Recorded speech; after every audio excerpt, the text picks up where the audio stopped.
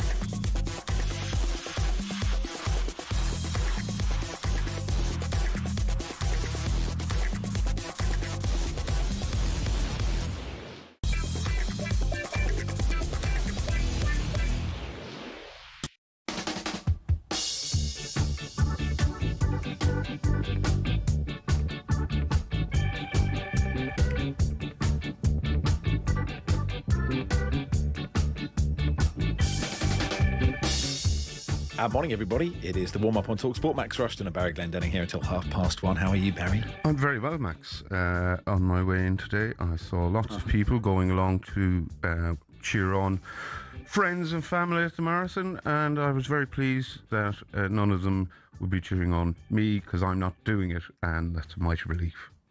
It's interesting you bring up the marathon because it's rare we have a production meeting.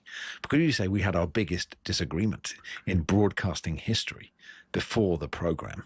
Barry, would you say? Do you think there is the seams could be ripped apart of what is arguably the greatest broadcasting marriage that has ever existed in the history of this fine medium?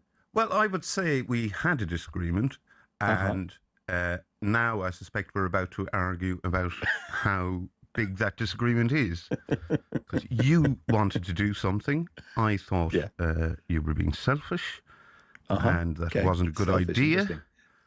And then you made out that I had in some way personally offended you, I think. You totally exaggerated my stance on the thing you wanted to do in the show. I was thinking about, should we let the listeners into? So Shaban Ahern is running the marathon. Good luck to Shaban. And just before we get into the weeds of our disagreement, I had mentioned to you and producer Reese that I was tracking Shaban on the marathon app, and you both looked at me as if it was in some. I'm stalking Shaban Ahern. I have a tracker on her phone or stuck underneath her car. Just to be clear, I'm tracking. I know 6 different people, friends / colleagues / others. John Robbins, the comedian, doesn't really. Oh yeah. He has a kind of foot in each camp without being a friend or a colleague. But I know John well enough for him to answer my texts, say. But he would never text me. That kind of thing. No, I'd say I'm at that level with John. That's fine. Yeah. Okay, good luck, John Robbins. Anyway, so Shaban is one of 6 people I am tracking in today's marathon. But you will stop tracking them when the marathon finishes. Yes. Yeah, okay. So Shaban is doing voice notes for our show. She's going to drop in a little. Actually, I would like to hear the reader's view on our disagreement, because I think I'm right. Okay, so here's the disagreement. I said, why don't we just text and see if she'll come on live? Because live is always better, because you've got the context of the show. We are great interviewers of people. She'll be running along. There'll be atmosphere and all this stuff. I said, we could just drop her a line and say, up to you, no worries. And you and producer Reese looked at me as if I was the devil incarnate. No, we didn't. Okay. You see, now you're exaggerating for effect. Okay. We didn't. Yeah, okay, I apologise. Okay, you both said so tell the viewers or the listeners what we actually did, rather than just lie. You're all about honesty on radio. You've just told a lie. No, you both You've said just told a lie. Mr. Honesty on the radio. Are we having another disagreement? Is this a disagreement, Max? You said it's a stupid idea. Yes. And I said, I don't think it's a stupid idea to just ask her what she'd prefer. That's all I was saying. And then you both said it's a stupid idea. We'll stick with what we've decided to do. No, I think you've left out quite a sizable bit there. Right. Now you're lying by omission. Now I feel like I'm in the House of Commons committee. I'm Ollie Robbins. No, you're allowed to lie in the House of Commons. Nobody cares. Well, that's true. Okay. If anyone calls you a liar in the House of Commons, they get kicked out. You're fine. I don't have privilege during this conversation. Tell the listeners why Reese and I said it was a bad idea. Because she's running a marathon and she doesn't want to be bothered by any of us. Exactly. And you said she won't see it on her phone. And I said, well, how's she going to record a voice note if she's not going to look at her phone? Surely by that point, she'll look at her phone. Well, I also said that when I was running the half marathon, if someone had rang me up to ask me to go live on the radio, I would have been furious. Sure. But you're different people. Yeah, I would say I'm pretty laid back. I don't know Shaban well enough to know how laid back she is. She strikes me as someone who's quite laid back. Okay. You just don't like being told one of your ideas stinks. Oh, lots of my ideas stink. I don't mind that. But are you allowed to say that you are laid back? Isn't it for other people to decide? I think I'm pretty chilled. Okay. Max, you had me with your argument until you uttered the words, we are great interviewers of people. Yeah, I was going to step in there, but I thought... Anyway, I was outvoted 2-1, and I believe in democracy. So there we go. People don't always get it right in democracy, but that's the way we go. Now, but there's big pressure on Shaban now to deliver top drawer great voice notes, because if they're bad, I will be angry with Shaban over something that is not her fault. This text says, it's a stupid idea, Max. The lady's running 24 miles, maybe even 26, and you want to call her for a chat. He says, no, this is a fair point. It's also, can I also just say for the tape that I wrote a column this weekend for The Guardian about how I like playing football. And I've done that column before, but I do like many times. Yeah. But look, there will be people listening as well who empathise and resonate. Like, I'm 47, I can't move, I'm still playing against youngsters running around. And we had our first game this morning, and so I can't really feel my legs I'm in absolute bits, basically, Barry. We beat St Kevin's 2-0 away from home. That's a great win. But you may have to pick up. I didn't. I'm playing holding midfield. Now let me ask you this, Max. If say your team had been breaking up field, You threw on goal. You made a perfectly timed run, and the ball's arced into your path. Yeah. And then I rang you to ask you on a radio show to talk me through what you're about to do next. Yeah. While the goalkeeper's crying. How would you feel about that? I think that is an absolutely terrible false equivalence. Is it? What I would suggest. Yeah. Because people running a marathon have their phone with them. I don't have my phone on me when I'm playing football. Okay. So, yeah. So with that is a stupid. That's the only reason people have their phones with them, I'm looking at some Kenyans here, and I suspect they don't have their phones on them, but anyway. Probably not. Most people have their phones on them so they can get in touch with people after the race, before the race, map their run on, Strava or whatever. I understand. Yeah, I don't think they bring their phones in the hope that, Auntie Doris will call them for a chat at mile 13. I don't think it's a bad idea, says Jack. I think you can only ask a question. In the worst thing, she can say no. I think it'd be a fantastic thing to listen to someone running the marathon live to get their view, and I think it would make good radio. Give her a text, says Jack. So anyway, also, we have a text topic from the boss. This is exciting. The boss messaged me. He said, my oldest friend, Mike Dale, hello Mike Dale, is a Southampton fan, huge Saints fan who lives in Leeds and listens to your show a lot. Good taste, Mike. He left yesterday with a group of northern-based Saints fans for the semi-final, and en route their train stopped working at Stevenage. It broke down. They were promised a replacement train which didn't arrive until the game was well underway, so they missed Saints' gallant effort, that stunning goal they scored, 4 hours stuck on a sweltering train. And he says, do we do abandoned trips as a text subject? Or perhaps we didn't make it as a text subject. And if the text subject goes well, we can say, well done, Mr. Boss. You're good at this. And if it doesn't, we can throw him under the bus. So there we go. So the text topic. Or indeed, stuck in Stevenage. Have you ever been stuck in Stevenage? That's really good, isn't it? Yes. Okay. So with the two text topics, and we'll see which is better. Have you ever been stuck in Stevenage? Or we set off. To be clear, Stevenage. Yeah. Yes, thank you. But yeah, we set off, but we didn't make it. 81089 on the text, 03717 223344 if you want to send a WhatsApp message or a voice note if you're running. You can do that, or at Max Rushden on social media. It's Max and Barry with the good people of Travis Perkins. Go big on lads. I'm glad we got it out there, Barry, though. I'd hate us to have. I thought it was quite interesting. Just the way you framed what happened so inaccurately to make yourself look better. I was. Is there a deeper I learned something there. Oh, is that? I got a little life lesson. I just wish I was as chilled out as Mr. Chill over there. Max and Barry with you until 1:30. We'll do an FA Cup and Premier League review next.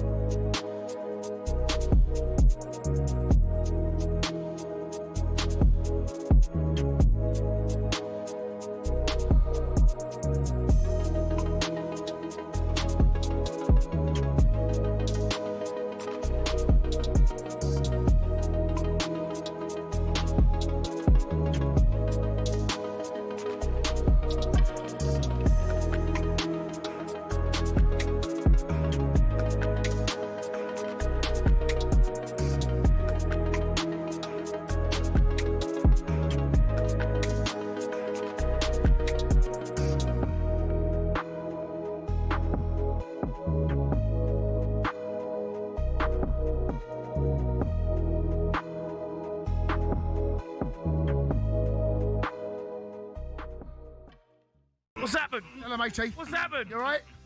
How are you, matey? You good? I'm all right. Yeah, very well. Thank you very much. Gaffer's gone. Yeah. Gaffer's after slapped. Yeah, last night's performance Slap. was unacceptable, mate. Yeah, he got slapped. Yeah, something. Slap. That could not stay the same. The run of results and performances have just led to this. I mean, you heard me last night. I was absolutely crestfallen last night. Thought he'd done well, mate. Thought he'd done well. Well, First the fact that he's gone suggests that he didn't. You know, it's one of those situations that something had to give, and we weren't. You know, you can't go through over 8 hours of football without scoring a match in the game in the Premier League? You can't do that. Those glasses look ridiculous. What do you mean? They hurt in your eyes. I'll put them on. They start to... I can't see nothing. So if I do some hand signals to you, you won't see them? No, I can't see. I actually genuinely... I'm disappointed. He's a good manager, Rosina. Well, playing some good stuff. He may well be in the future a very good manager, but right here, right now, things were falling apart at the seams, and they were falling apart quite quickly. The last goal we scored in the Premier League was away in a victory against Aston Villa 4-1. Yeah. That was in March. Yeah, some encouraging signs in. And you can't carry on playing games. And last night's performance, it was unacceptable. That was completely unacceptable. You can look and you can lose a football match, and I've seen over the years Chelsea lose plenty of football matches, but it's the manner in the defeat, and the players, they need to look at themselves.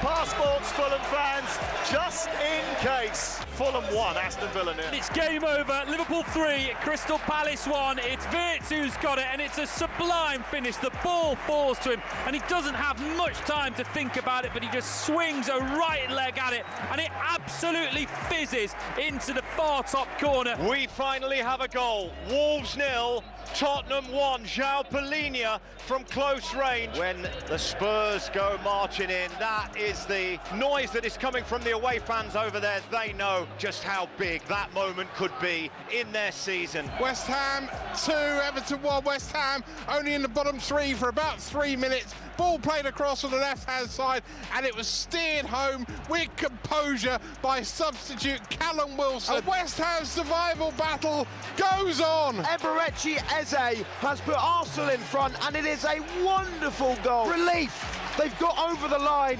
A huge 3 points. They are back on the top of the Premier League. It's finished. Arsenal 1, Newcastle 0. Morning all, Max and Barry with you until 1:30. Dan says petition to get Max a bike and plan to get him to be ride alongside reporter for the Tour de France in a few months. I'm sure the riders will have absolutely no problem whatsoever being spoken to mid-race, says Dan. Jeff in Huntington says, hi Barry, Max, I'm regularly stuck in Stevenage.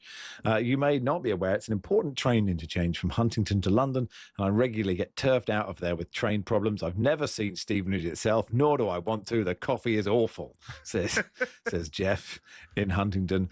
So keep those coming, please. TCS says, I always love Max's shows. This is not one of the many hate-filled nonsense, but his laugh always reminds me of when Alan Partridge continues this laugh just to get to an ad break. I don't know if that's a compliment.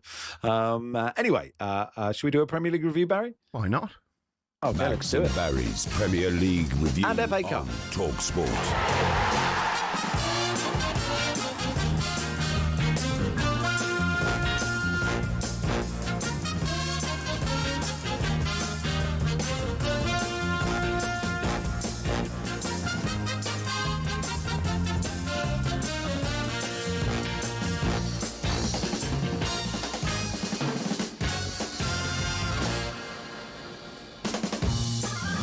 Should we start with the FA Cup semi-final, Barry? We've got to rattle through this as well, Tim, because we could speak to a York fan in 15 minutes' time. Okay.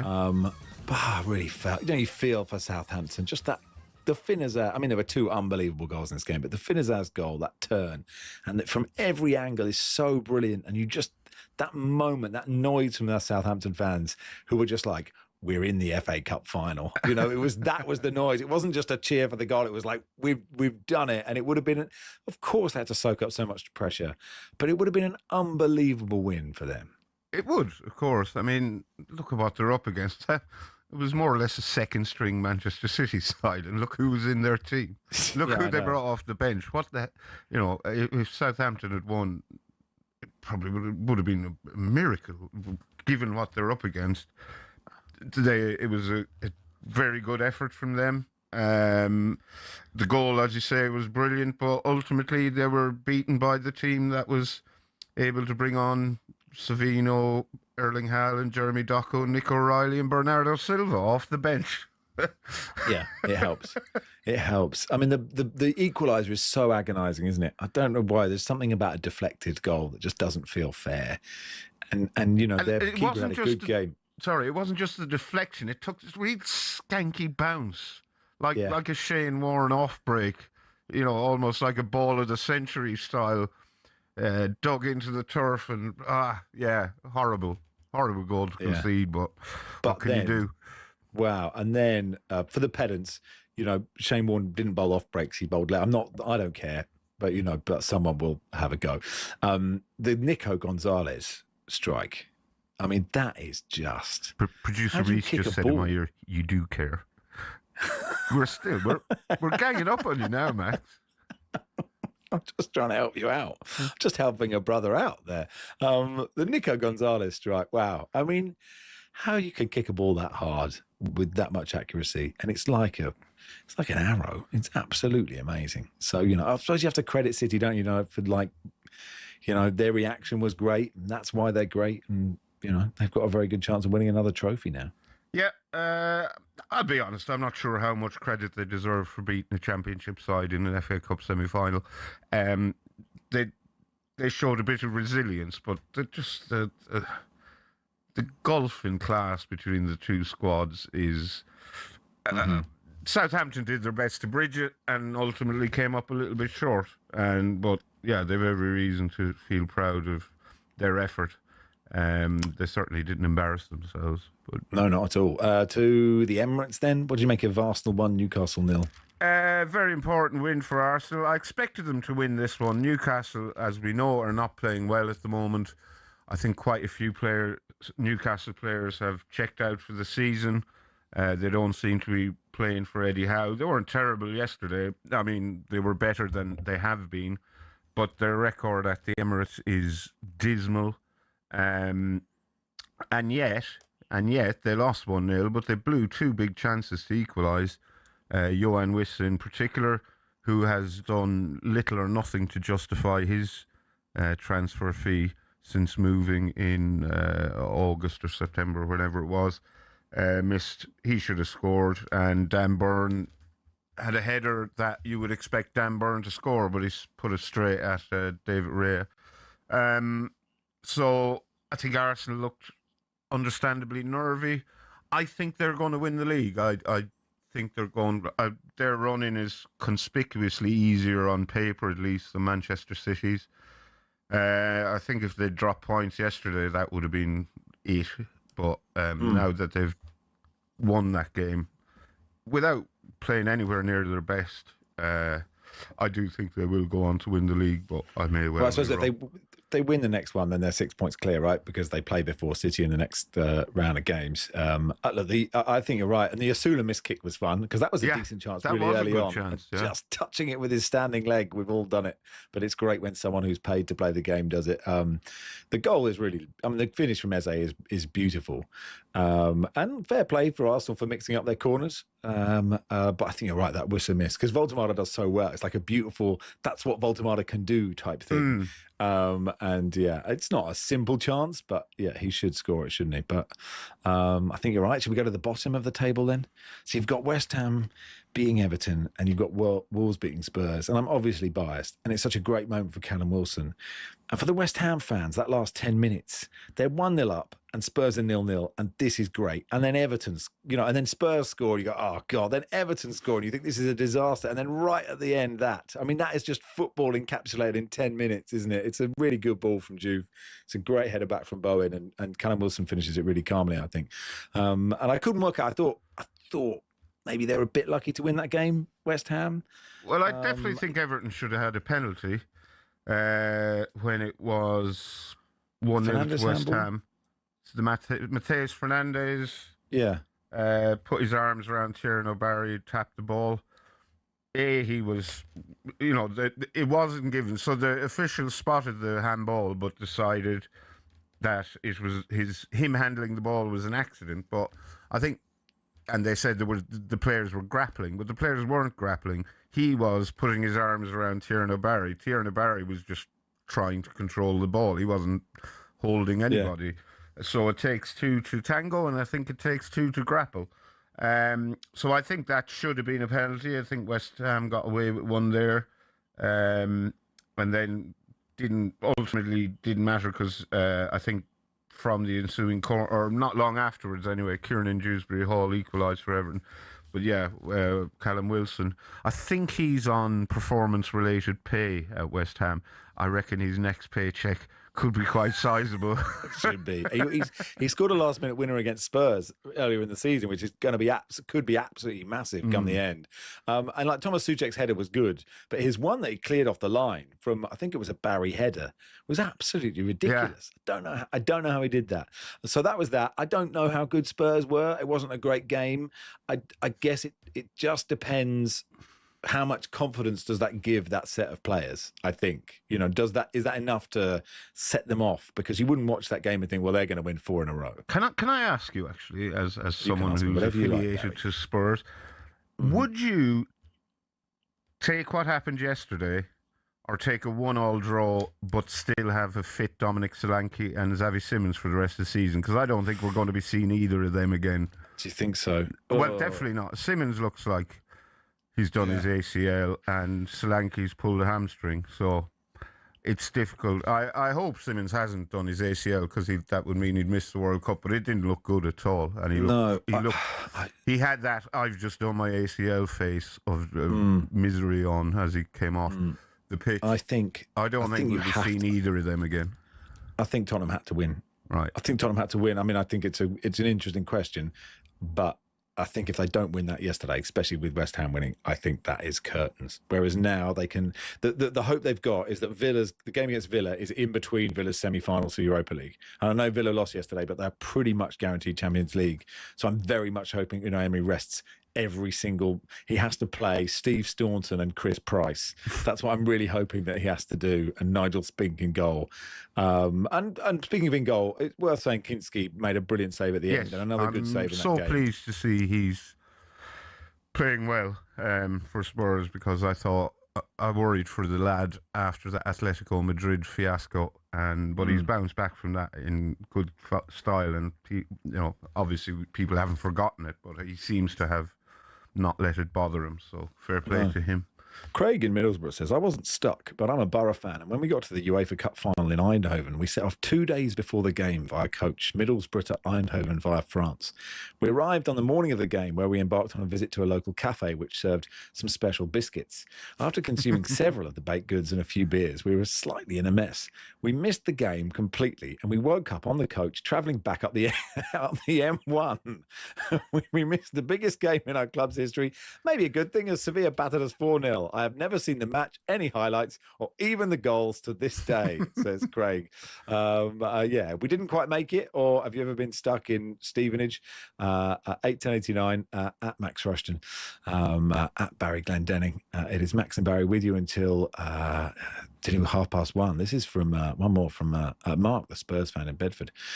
It doesn't start great for you, Barry, but it comes around, don't worry. But Barry, I always used to think you were dull as dishwater, but I've recently grown to appreciate your bone-dry wit. Can you please answer me this? Why does Max always look like he's been on the sauce? I think it's the Gormless 1,000-yard stare. Time for an intervention, question mark? I don't think you look like you've always just been on the sauce or are on the sauce. I think you're generally tired because you're the father of 2 young children. I am, yes. And the first person ever to have 2 children. Behave like, as you say, you're the first person ever to have children, that no one understands how tiresome that, and as if these children were foisted upon you. It was not a matter of choice. Well, I think you just don't. I Really mean, think about it, I Barry. don't have children, and I would say I'm on the sauce a lot more often than you are. So it's definitely interesting that a listener/viewer on our YouTube or whatever your TV medium of choice thinks that you look like you've been on the sauce rather than me. But like, you don't really think about the children. That's the thing. You don't really know. What I think you should have this a website called me or you? Kids. Not one. Rentoutyourkids.com, where everybody who's about to have kids has to have 2 children for a weekend, and then they can decide after that what it's really like. What did you think was going? Did you think they'd be born able to speak, be sentient, go to bed of their own volition, wash themselves, feed themselves? I don't know. Perfectly toilet trained. Is this what you thought? I'm not entirely sure what I thought.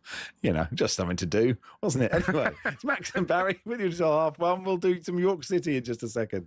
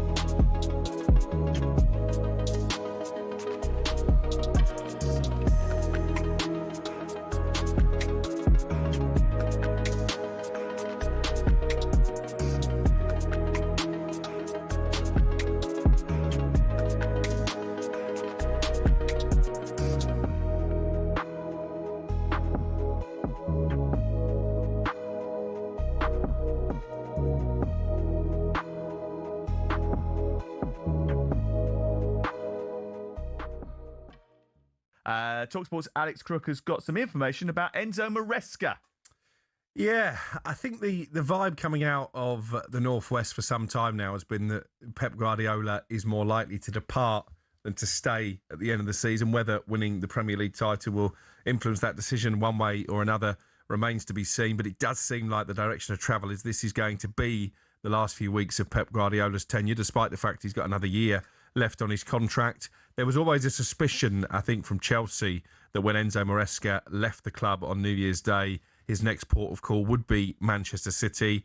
talkSPORT understands Maresca very much the front runner. Should, as expected, Pep Guardiola step down at the end of his trophy-laden tenure at the end of the season. There has been some suggestions that maybe there's still some contractual issues with Chelsea. We're being told by sources close to Maresca that he is free to take another job as soon as this summer. And I've been told by more than one source that high-level talks between Manchester City, their sporting director Hugo Viana, and Maresca have been taking place. Now, that's not to say City want Guardiola to leave now, but of course they have to prepare for that eventuality. So Guardiola likely, we think, to depart at the end of the season, and Enzo Maresca very much the heir apparent. And if that is to happen, what has been the impact on on the Premier League by Pep Guardiola? I think Sir Alex Ferguson's got to be number one, hasn't he? But you would say Premier League era, Pep Guardiola number two. But that's the playing style. I was going to say, his effect on English football has been total, hasn't it? Because everyone's doing it now.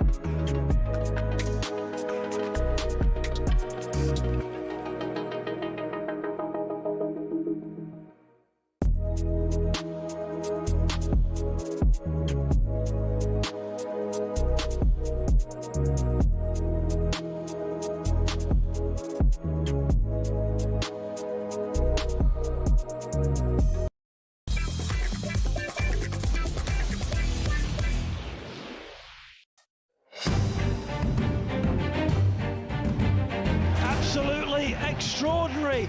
Here at Spotland, we had 6 minutes of additional time, and in that 6 minute of additional time, in the 96th minute, Rochdale have scored. You couldn't write this script. Extraordinary at Spotland, because we thought that Rochdale were heading into the Football League, but York City have got a last gasp equaliser. It's finally over.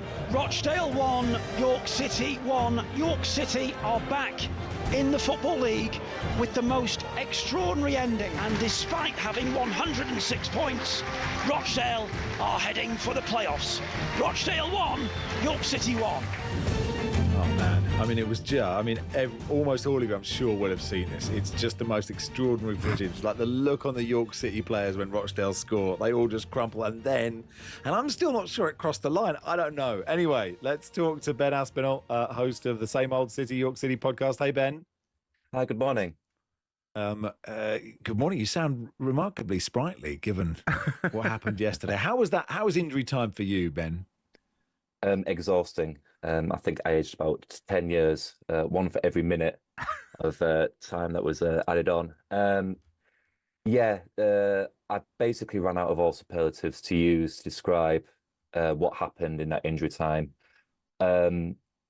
I slumped into my chair in the away end. I thought it was done when Zimbabwe got the opener for Rochdale, and I had been giving it the big one pre-match on social media, on a podcast about York winning the match comfortably. So that hadn't come to fruition. So I was just thinking about the wasted bottle of champagne in the fridge at work that I was going to have to save for maybe the playoffs.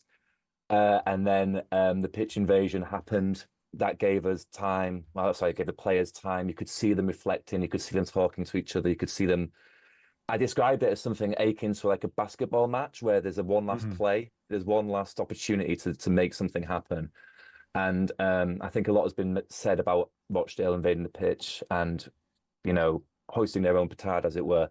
But I do think it gave us the opportunity to regroup mentally and think about how we were going to, it wasn't such a fling into the box, it was actual thought out play, as it were, to get the equaliser. So, all I can say is thank you to the good people of Rochdale.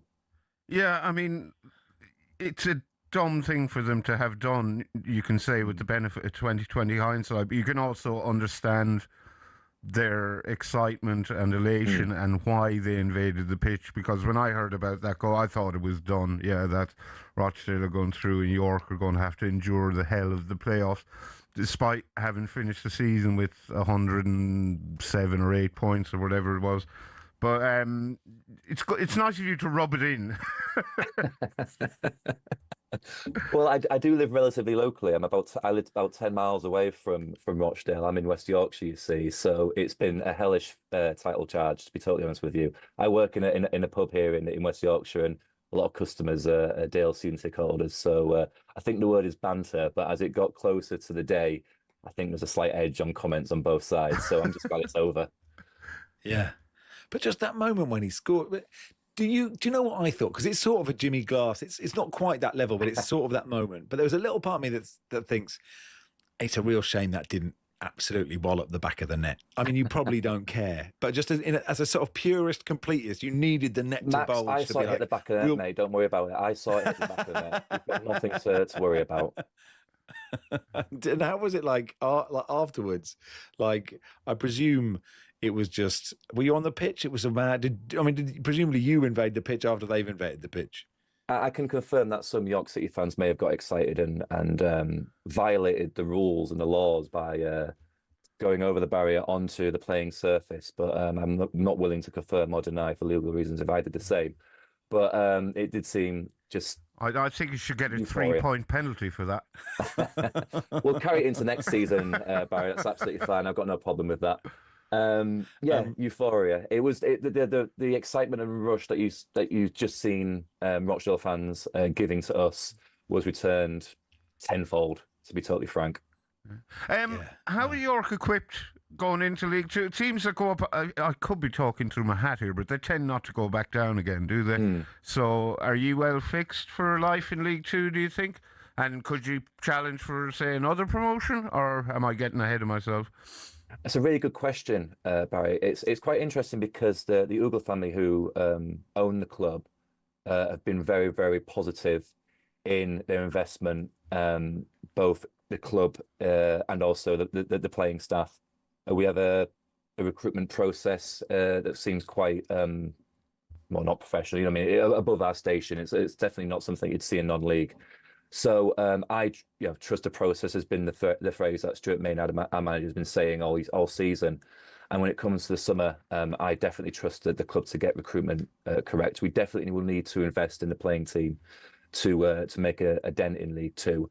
I'm not one of these naive football fans who sees a side do so well in the National League and think, oh, we'll cruise through League Two, no problems. No, we will need to invest in the right areas. But I do think that the Ugle family have the money to back us appropriately. So I think if the investment's correct, I don't see why we can't challenge in the positive end of the League Two table next season. But that's as diplomatic as I can make it. We spoke to the chairman of one of the coach of Rochdale yesterday, and they were saying, because a lot's been made of you two both having this many points, and it's ridiculous you don't both get automatic promotion. Mm-hmm. And he said, look, even if, and both clubs put out this statement saying, look, he said even if Rochdale had won yesterday or had gone up, they'd still support the 3 up. Now York are in League Two. Are you very much like, nah, I think actually let's keep it like it is? I'll go even more extreme than that, Matt. So I say bring back re-election. I think that's the only fair way of doing it. Pick up the drawbridge. I mean, it is mad, isn't it? It's mad to think that one of those two isn't up. No, I totally agree. And, a lot has been said about the 3 up campaign. And it's good that we will still support it, in spite of us winning the league. The thing is, people still think of the National League as this, smelly little division full of part-time teams funded by used car salesmen from Essex and stuff like that. I mean, it's a very, very professional league. I believe there's 2 part-time teams left in the division now. I might be wrong there. There's certainly a few hybrid teams as well. But when you look at the names that are down there, you got your classic old school football league sides like Carlisle, Rochdale, our friends, Scunthorpe, Southend. They all spring to mind. And, we were there as well. But as recently, as a couple of years ago, we did have Oldham were down there with us. Luton were down there for a few years. Yourselves, Max, with Cambridge, they were down there for a long time. So you do kind of see it as League 3, want of a better phrase. But I do understand the idea on the other side of it. However, the EFL should be difficult to get into. It should be this cherished, holy grail for sides like York and like Rochdale and the rest of the sides in the playoffs to work towards. So whilst I do support 3 up still, even during these celebrations, I do understand both sides of the argument. Good stuff, Ben. Well, look, thanks for coming on and congratulations. Thanks, what a final 10 minutes. Thanks, pal. Thank you very much for having me. Ben Aspinall there, host of the Same Old City, York City podcast. Here's some marathon news, Barry. Sebastian Saur has broken the marathon world record, the first man to ever run under 2 hours in a race. He won the London Marathon in 1 hour, 59 and 30 seconds. So my obvious question is... would he have done it if someone had rung him for a chat in the middle of the race? He'd saved 31 seconds on. He stood for 30 seconds to chat to talkSPORT and he finished in 2 hours and 1. So he did the marathon in 1 hour, 59:30. Yep. What did you do the half marathon in? 2 hours, 46 and a bit. I can't remember the bit. 28 maybe. Insane. That's completely insane. Yeah, that's basically bonkers. Sprinting. It's sprinting the whole marathon. Like, it's just complete madness. But well done. Well done, Sebastian. It is Max and Barry with you on the warm-up. We'll get a voice note from Shaban, who's running it potentially not quite as quickly as that chap in just a second.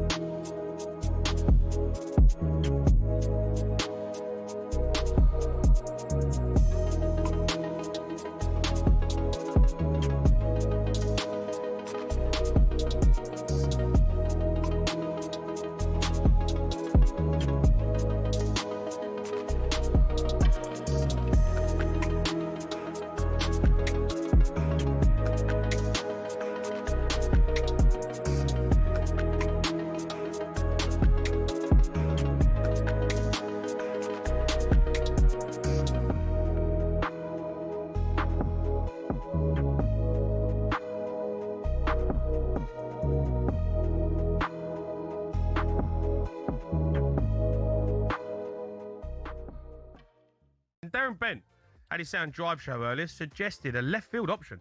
I would go for someone if in that type of concept that Jill Scott's talking about. Yeah. I would go for like Igor Thiago from Brentford.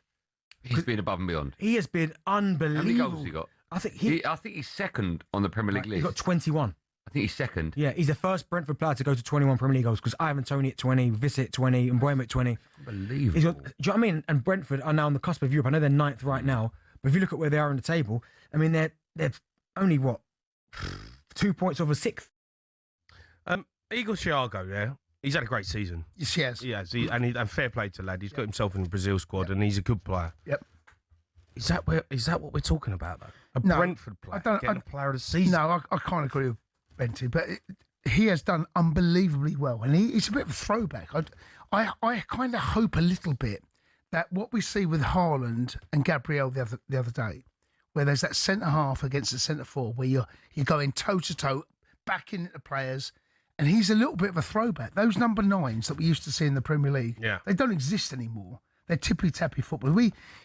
It's the game is all about scoring goals. If you score goals on a consistent basis, you're going to get the headlines, right? And he's doing both. He's doing both. But who are those number 9s? Like those when I used to play. Like I used to play against I played with Kerry Dixon, right? As a Chelsea fan, right?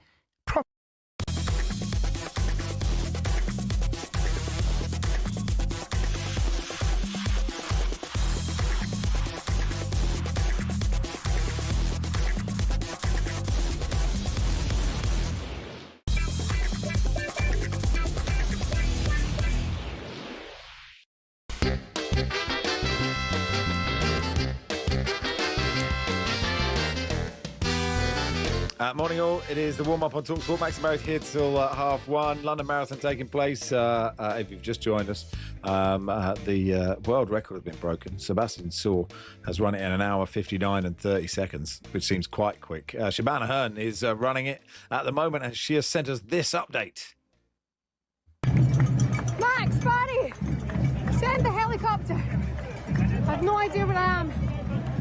But listen, it's absolutely magic. I've just spoken to a guy who's dressed as a knight. He's running the whole way as a knight. And he started his own charity for those coming to end of life. He's had cancer 6 times and he's doing it today in a full night suit. Brilliant atmosphere around here. Everyone's loving it. So many different causes, so many different charities, lots of people holding signs. Somebody held up a sign saying, if you hate Spurs, run faster, which did tickle me. Guys, see you soon. Bye. Shabana Hearn running the London Marathon. Go and donate some money to her. Just go Just Giving Shabana Hearn. You'll find her page. And yeah, you were right, Barry. It was perfect. Sorry? I didn't hear that. I said you were right. Oh, thank you. Barry. Yeah, that's okay. A couple of games in the WSL this afternoon. We've got reporters at Everton, Chelsea. Chris Hull has the team news for that. Hey, Chris. Oh, I was really hoping that Chris Hull... Oh, there he is, Chris. I think you're there. Hey, Chris Hull, do you have team news for Everton, Chelsea? I certainly do, Max. Privileged to be back in this mecca of world football. 133-year-old Goodison Park. It now hosts Everton's women, and they entertain Chelsea this lunchtime. And with Man City slipping up at Brighton yesterday, the Women's Super League title might not be quite over if Arsenal can win their remaining 5 games. But Chelsea's target today is to improve their chances of securing second place, which means automatic qualification for the Champions League next season. Chelsea start the day 9 points behind Man City and 2 ahead of third place Arsenal. The Gunners have 2 games in hand on Chelsea, so the Blues cannot afford to slip up against the Toffee ladies. Hampton, Bronze, Captain Cuthbert, Walsh, Thompson and Kerr all start for Chelsea, while for Everton, record signing Ruby Mace is suspended and a huge miss, while Ireland's goalkeeper Courtney Brosnan skippers the home side. At Goodison in the WSL, it's Everton hosting Chelsea. And Chris, you were at Spotland yesterday for that Rochdale-York game. I mean, I don't know where that stands in most amazing finishes to football matches that you have seen in your career. It left me absolutely breathless, and as a complete neutral, it was incredible. We went into the game knowing that you couldn't probably write that script, but you knew that victory would lift not just a football club, but a whole town. And we know that it's worth about £1.5 million to York City being a football league club, so that was the difference financially. But emotionally and culturally and everything that went with it, there was so much on offer yesterday. It was incredible. I almost lost my voice. Yeah. Did it cross the line? Do you think it did? I think it did. I spoke to the striker Josh Stones at the end of the game, and I spoke to the manager as well, Stuart Maynard. They couldn't care less, quite frankly. The referee and the assistant referee gave it, and that's all that mattered. But it was... I mean, Rochdale is such a wonderful club, you know, the home of Gracie Fields and Lisa Stansfield, and then you had such a wonderful opportunity there for those Rochdale players to write their name into folklore yesterday. It wasn't to be, but I think many neutrals will now hope that Rochdale do it after the heartbreak of yesterday and do it through the playoffs. I couldn't agree more, actually. Thank you, Chris. Updates from Chris throughout that game. Spurs playing Man United. Yes, just quickly, Max Paul, the AFC Rushden fan, has been in touch to say, on the back of what Shaban told us, I'm guessing Sebastian Saw must absolutely despise Spurs. Let's go to the Moose, who's watching Spurs ladies v Manchester United. How you going, Moose? I thought you actually sounded it was pretty objective when West Ham won that game. You didn't go wild yesterday. Well, I've got to be unbiased as a reporter. By the way, it's 20 years ago this weekend that I did the marathon, and just thinking about the guy that finished in the world record time today, he could do 3 marathons and take 15 minutes off between each one and still finish before I did. At least you finished, Moose. It took me 8 hours. Van? 8 hours. Van, not like don't you get swept into a rubbish broom bin? wagon? Yeah. They opened all the roads. The sweeper van had gone past me. Honestly, literally, I got beaten by a one-legged rhino. I finished in 8 hours in 27 minutes, and I finished. Wow. I think 25 people finished after me, including the guy who took a week in the driver's seat. But just saying that the guy who broke world record today could run 3 of them and have a 15-minute break for a cup of tea and a cigar or what have you, and still beat me. Anyway, Spurs, Man United. This is big for Man United, who are looking for Champions League football. Of course, they're relying on Chelsea slipping up at Everton as well. If they do get a point or more today, they'll move into the top 3. United have beaten Spurs and drawn with them this season, and this doesn't all go well for Spurs women. Like the men, they've struggled when they played at the Tottenham Hotspur Stadium, which is where we are this afternoon. They've lost both games here to Chelsea and Everton this season. Drew Spence is their skipper today. Maya Letitia captains United, and it's Spurs against United, and we start at midday.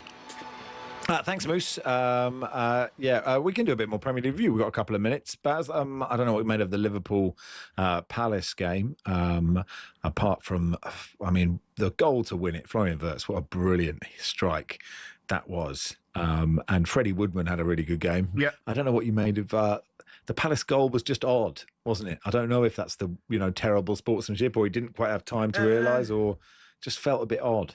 It was odd, but I don't think anyone in a Palace shirt did anything wrong. Who was scored? Daniel Munoz. Munoz, yeah. Yeah. What I would say is that Woodman was down injured, and Virgil van Dijk, Ibrahima Konate, and Curtis Jones were all standing near their own goal line, but none of them had the idea to go and actually stand on the goal line. And if they had done that, then they'd have been able to clear Munoz's shot. But, that's me being wise after the event. I don't think Munoz did anything wrong. I don't think Crystal Palace were under any obligation to stop playing, because Woodman didn't suffer a head injury. It looked like he had a bad injury, and I was curious to see who's Liverpool's 4th choice goalkeeper. Yes. But he was able to stay on the pitch. I presume they had a keeper on the bench. I have no idea who it was, what age he was. Were they just going to hand the gloves to someone in the cop? Go, please, if you don't mind.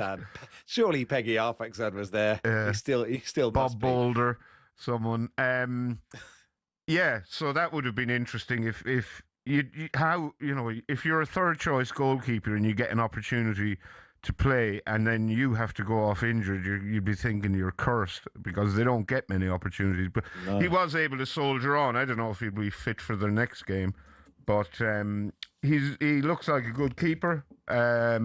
Is he the son of that guy, Gareth Southgate's mate? What's his name? Andy Woodman, the Bromley manager. Oh, I didn't know that, but yeah, possible. Anyway, we were trying to get Lee Phelps. We found him somewhere. So let's look at the latest odds head of today's action. William Hill.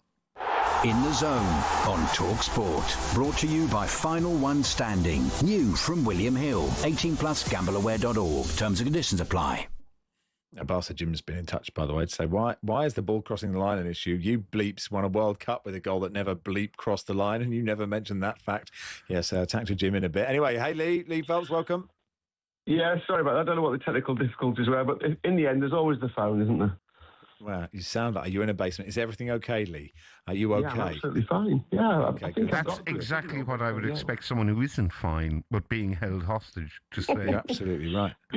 What's your safe word, Lee? You were keeping Sam Norris hostage a few weeks ago. I noticed. I heard about that. Yeah. So there's no hostage situation. It's fine. Everything's fine. Okay, you got 2 minutes, Lee. Give us everything. Okay, great. Yeah, let's talk FA Cup, shall we? Chelsea versus Leeds. Chelsea a touch of odds on. Leeds 13-5. Leeds fans descending on London for this trip to Wembley. They don't have much luck at Wembley. Last 3 visits there, they haven't scored a goal. So I know a lot of Leeds fans are really hoping for big ones. The epic boost is a goal in both halves. That's in 90 minutes, of course. Even money from 4 to 6. You've got a 50% bet builder boost if you can manage to land one of those with impact sub. I mean, you've got Dominic Calvert-Lewin, of course, who's had a great season, maybe for a shot on target. Cole Palmer, can he come to the fore with a shot on target? Cucurella, over one foul, maybe. I do like both teams to score in this. So I know Chelsea have been finding it hard to find the back of the net of late, but you'd expect them maybe with the manager gone, you'd expect the players, if that was a problem, to come out in this one. But yeah, really looking forward to that. City, by the way, are 2-7 favourites to win the FA Cup, whoever gets to the final. The title odds, Arsenal, even though they're 3 points ahead, are still second favourites for the Premier League at even money. City are 5 to 6.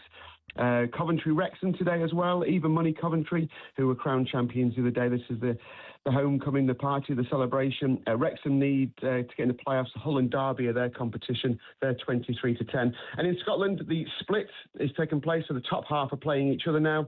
Celtic beat Falkirk yesterday to go level on points with Hearts.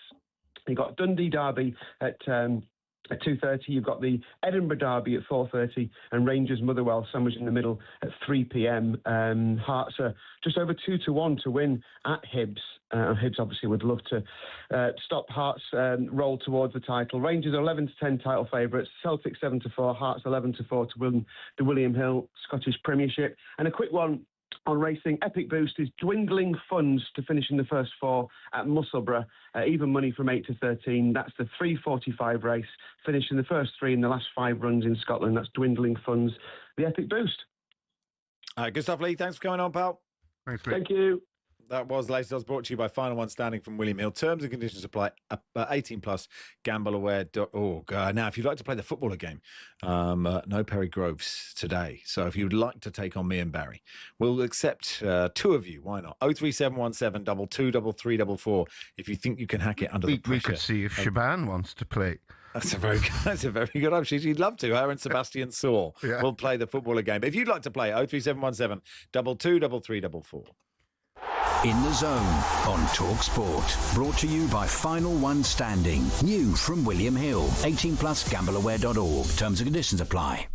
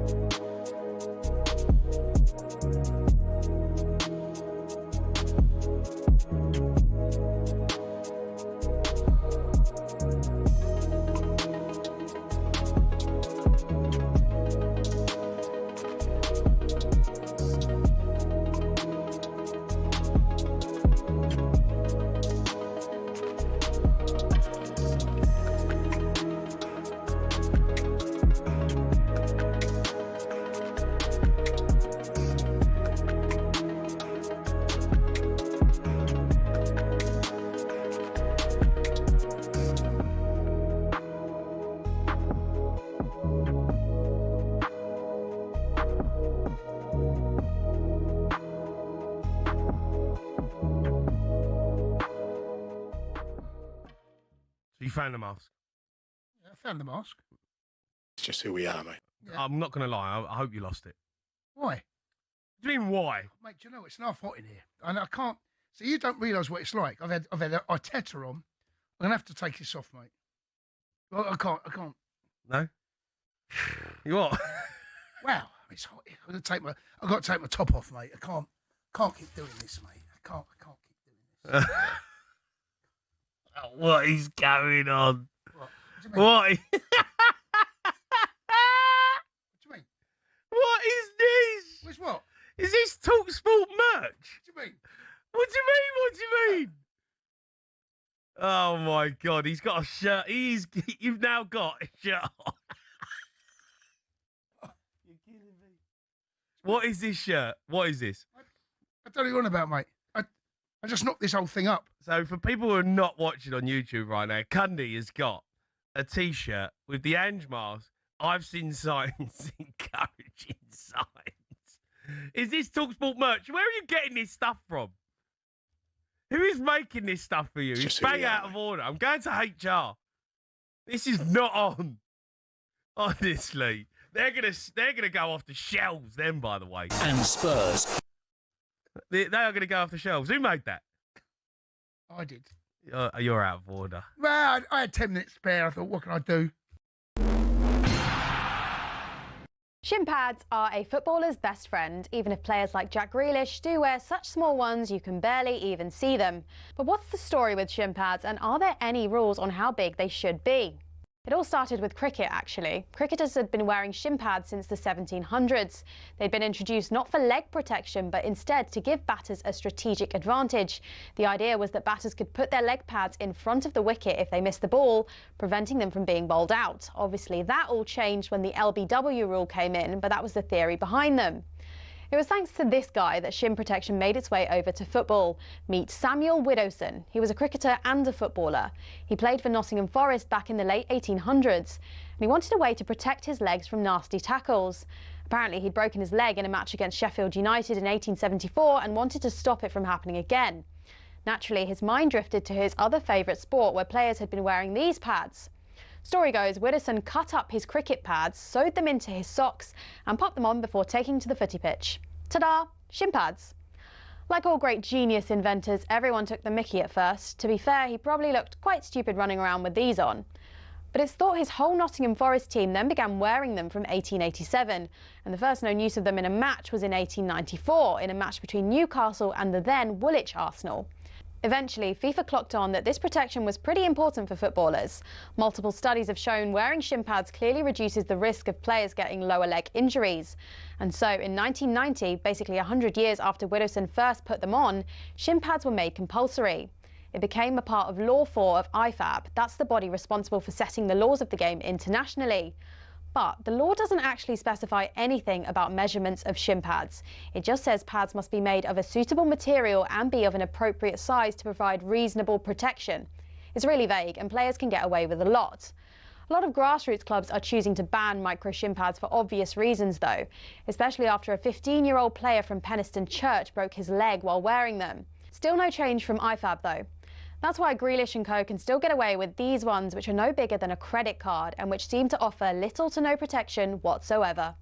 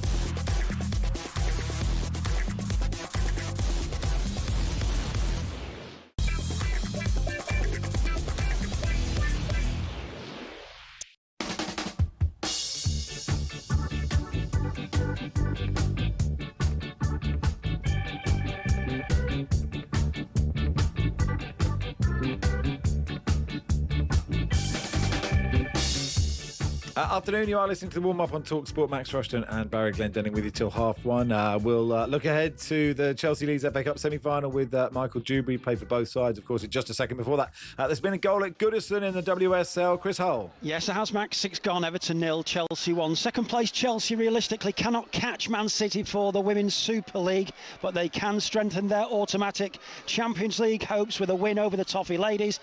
And superstar Sam Kerr for Chelsea has just slipped the ball into the back of the net from around about 12 yards out. Really nice finish. In WSL, it's Everton 0, Chelsea 1.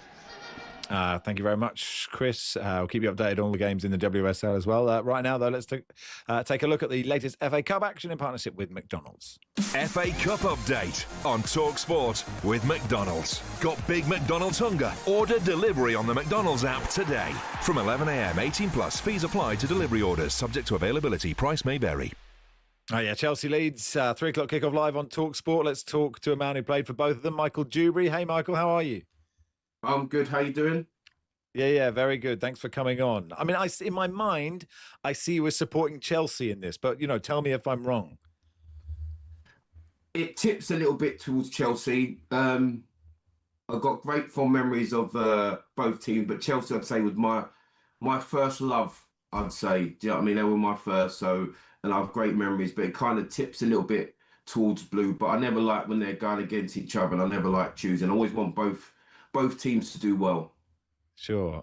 Do you think Chelsea will have a better chance having sacked Liam Rossini? Do you think there will be some sort of bounce, a liberation for the players?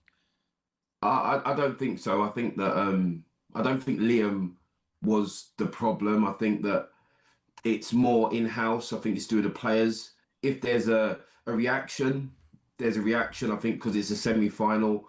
And they should really there's a final lure in there, so there should be a response regardless. But I don't think it was Liam the problem, but the new manager might get something out of them. There's usually that everyone expects the new manager bounce, but it's a FA Cup semi-final with a chance to, one game away from winning the FA Cup. Michael, what do you make of what's going on at Chelsea at the moment? It's hard to put your finger on exactly what's happening, but it increasingly doesn't feel like a football club, more as some sort of assembly line for young talent. Yeah, I think it's hard to put your finger on it because you haven't got enough fingers. There's a lot. I think there's so many aspects on and off the field that you could look at and think that's the problem. But ultimately, it's a results-based business, and the players have not been, doing well enough to represent a club like Chelsea, and that's a major problem. All the offside problems, yes, it's well documented what they're doing, but it's football and it's results-based, and the players, everyone talks about world-class players. There's a great squad there. Not too long ago, they won the World Club Championship, so they've got players there. They've just not been representing in the right way. Michael, I don't know if you saw it, but Chelsea were, I would say, disgraceful in defeat against Brighton. A lot of the players didn't seem to be trying a leg.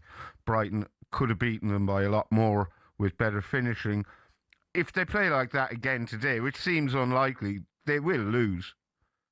Yeah, for many Chelsea fans, I didn't see the game, but then my phone was blowing up, and if you've seen it, this is the worst. And social media, it's the worst performance I've seen for God knows how long. The effort levels and this, and why'd they come over clapping to us, just walk in? That was, I think, the bit that the fans have had enough. And I think most football fans just want effort, enthusiasm, and just to know you're trying to win the game and you've got a bit of passion, for the club. And they didn't see any of that. So there's got to be a reaction, a response to this game. And like you say, it's a big game. It's Wembley. The occasion, the chance to put things right is all there. So I don't think they'd get that sort of performance again. Sure, and actually, they are all the things you just said that Leeds have really delivered for almost all of this season. Okay, from that City away game onwards, and recently, getting great results and really playing for Daniel Farke. Yeah, the one thing about this Leeds United team is just the effort they've given game in, game out. You can never fault that enthusiasm, the will to want to win.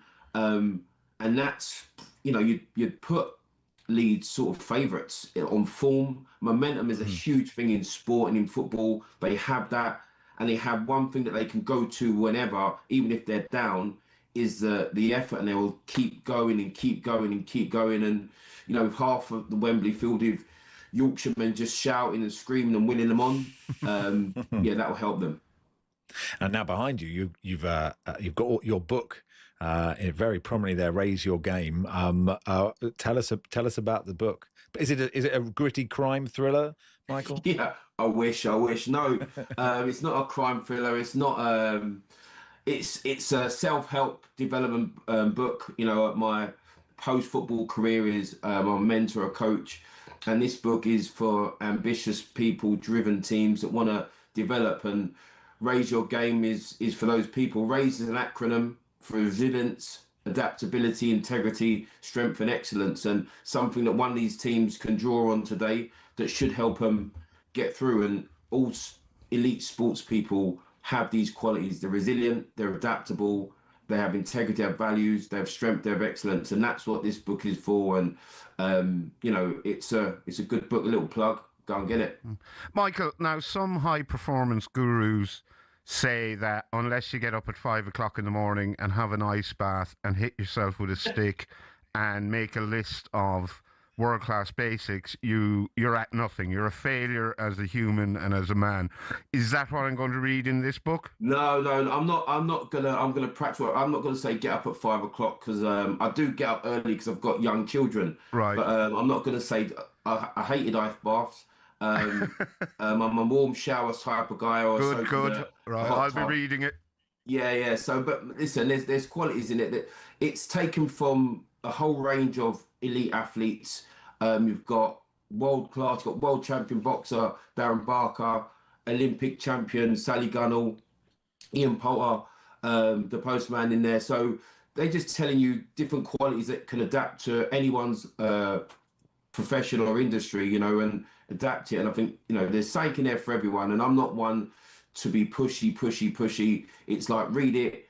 There's something in there for you. If not, what's the worst thing you could do? You've read a book and you've read some interesting stories from some elite sports people. But if you do get something from it, it could change.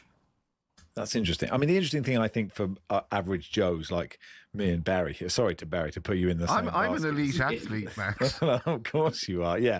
But like, is you know, because elite sport is weird, right? It's a weird profession. It's like the you know, a dressing room is weird. The sacrifices you have to make, all those things are just sort of unlike what normal people do, I guess. And so it's how relatable that stuff can be for someone like me who just wants to really lie on the sofa and watch the traitors most of the time. But yeah, I mean, it's the one thing I would say is that it is, but they're saying if you just want to be the best at what you want to do and improve, there's something to take. So I mean, we've already cracked that, Mike. I mean, I'll be honest, Michael, I just want to be bang average and get through the day without being found out. Then you can be the best bang average guy that never gets found out.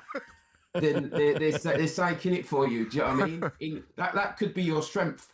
I'm the best bang average guy. I never get found out. That's your strength. That's your superpower. Right. Raise Your Game. That's the name of the book. Yeah, go and buy it. Thank you for coming on, Michael. Appreciate your time. No worries. Cheers, lads. Thank you very much. Good stuff. Michael Druby there, played for both, of course. Commentary of Chelsea versus Leeds in the FA Cup semi-final, 3 o'clock on talkSPORT, and that was all thanks to McDonald's. FA Cup update on talkSPORT with McDonald's. Got big McDonald's hunger? Order delivery on the McDonald's app today. From 11 a.m, 18 plus. Fees apply to delivery orders. Subject to availability. Price may vary. Let's go back to Chris Harlow Goodison. Hey, Chris. It's Everton 1, Chelsea 1. This wasn't in today's script. On 10 minutes, Everton women equalised, courtesy of Japanese international Yuma Mamiki with an absolute stunner from around 30 yards, catching out England goalkeeper Hannah Hampton off her line. Yuma Mamiki take a bow with an absolute belter. Try to see this one. Game on at Goodison. Everton 1, Chelsea 1. Thank you very much, Chris. It's Max and Barry with you until 1:30. The footballer game is next. Patrick the Villa fan, Tom the Pompey fan. Two normal people. Will they raise their game? That's the question. We will find out in just a second.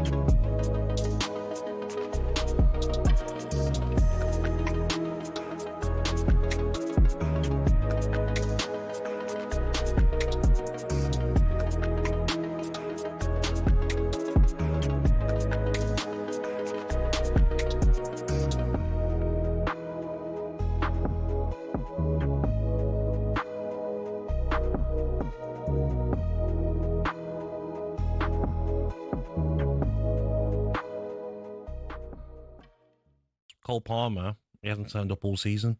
I said this yesterday. If you were naming the England squad today, Eze, Gibbs-White and Morgan Rogers miles ahead of Cole Palmer. 22 appearances this season in the Premier League, only 9 goals, 1 assist, and his last goal was the 4th of March against Aston Villa. He's not turned up.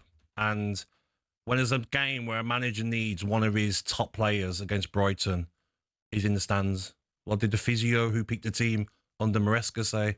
You know, you've got a 10% chance of getting injured, Cole. Take it easy against Brighton. Go and sit in the stand. Like, we come for the players like Cucurella, Enzo Fernandez, Garnacho maybe, but let's look closer to home as well. For me, Cole Palmer this season been a disappointment. Not just this season, actually. If you look at his form in the second half of last season, this is a decline that's been going on for a long time. He won the Club World Cup final single-handedly. He turned up for that. He turned the Conference League final on its head after half. What about in the Premier League, the second half of last season? Well, he played more games than anybody else, and he was certainly Chelsea's best player over the course of the season. This season, though, he's not been good enough. When you look at He's been struggling with a groin injury, and if you speak to Thomas Tuchel, he'll tell you that he couldn't run properly for the first half of the season. But you look at your Maverick players like Cole Palmer. He's earning a lot of money, long-term contract, paid a good fee for him. He's not done enough, and I've been watching him as well in games. And he's throwing his hands up at Joe Pedro for not passing to him, and he thinks he's the main man. If you are the main man, Cole Palmer, show it, and you haven't.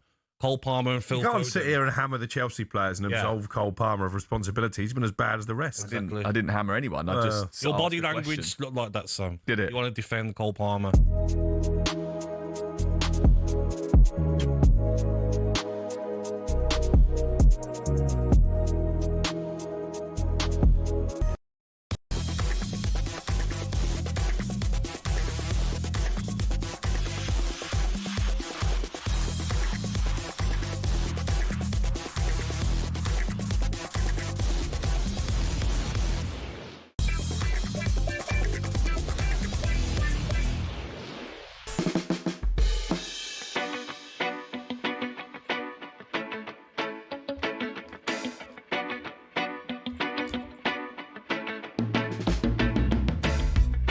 Good afternoon. You're listening to the warm up on talkSPORT. Max Rushden and Barry Glendenning with you until. I thought you'd start. Barry Glendenning with you until 1:30. Brought to you with Travis Perkins. Go big on landscaping with Travis Perkins. Find everything you need at travisperkins.co.uk. Goalless in the Championship between Coventry and Wrexham. About 20 minutes gone all these games. In the WSL, Everton 1, Chelsea 1. London City Lionesses and Leicester is goalless, as is Spurs versus Manchester United. Right, let's play the footballer game. Today, it's me and Barry versus just 2 Rego civilians. How will this go? They are Patrick, the Villa fan. Welcome, Patrick. Good morning, guys. Yeah, nice to have you on. Have you played the footballer Patrick, game the Villa before? fan, isn't really a civilian. Well, hasn't he he's been on before? Repeatedly disgraced himself in. I think that's a different Patrick, isn't it? Was that No, Patrick? it's the same one. It's the same one. Who did you say in Culverhouse? Who did you say in Culverhouse? Yeah, no, you can't just say in Culverhouse. That's not how you win the game. Maria No, Whittaker. you can't say that. Okay, well, anyway, have you played the footballer game before, Patrick? You are a disgrace, No. we know that. No. You've never played? Okay, your debut. This is exciting. Yeah. Tom is a Pompey fan as well. Welcome, Tom. How you doing, Max? Yeah, it's very good. I'm good. Thank you very much for asking. Have you played the footballer game before, Tom? Not live on radio, I haven't, but only every Sunday. Didn't one of your As an players get a hat trick yesterday, Tom? Yes. Are you Adrian hoping to Davis. emulate him today? I am indeed. My immediate goal is to do better than you, Barry, I suppose. Set Just the make bar a low. noise, Tom. He's the best bang average bloke that we have. Okay, well, this is very exciting. And are you a good amateur player, Tom? Would you say? Yeah, I mean, I don't want to disgrace myself, but I am quite confident at the same time. Playing under the pressure of live radio is a different matter. It's a different ball game. Okay, are you? So you're ready, Tom? You ready, Patrick? Let's go. Okay, Reese is here. Hi, Reese. Hi. Out of 10, how are you? We'll go for an 8. Sun's up, isn't it? Why not? Okay. Shout if you think you know the answer. Let's play. Our first footballer began his career at Hillingdon Borough in the 2006-07 season, where he didn't score in any of his 5 games. He was off to Malta with Floriana for the 07-08 season, where he scored 4 times in 24 games. He was back to England with Plymouth Argyle between 2008 and 2011, scoring 8 goals Patrick in 51. Angerman. Nope. He was loaned to Rushden Diamonds, where he didn't score in 7. Was also loaned to Barnet, where he scored 5 in 42. Was then off to Bristol City on Scott Sinclair. Nope, where he scored 1 goal in 23 appearances in 2011-12. What years for Bristol City, please? Bristol City was 2011-12. Then he moved on to Crystal Palace between 2012 and 2016, where he scored 6 in a Jason Puncheon. No, where he scored... Dougie Friedman. No, where he scored 12 in 133 before moving on to Friedman. Everton. It's not Dougie Friedman. He stayed at Everton between 2016 and 2021, scoring twice in 29, but was loaned out 4 times. Yannick Bolasie. Yannick Bolasie. He is Yannick Bolasie. Who got that? I got it. Barry got that. Barry got that by a long way, yeah. By a long way. But there's a delay, isn't there? Well, that's not my Okay, fault. okay. You live in a stupid country. Okay, well done. Barry, do you remember the Yannick Sorry, I'd Bolasie just special? like to get an apology into all Australians first. I love Australia. I just meant it's your fault there's a delay. No, you're right. But I do remember the Yannick Bolasie special where we planned all the features for Yannick Bolasie. Bolasie come home, Yannick at the disco, Yannick on the streets of London. And then the day before, we got the call to say Yannick Bolasie would not be on the show. But we did the Yannick Bolasie special in ever. the Everton PR or media department. 2 cups pulled out.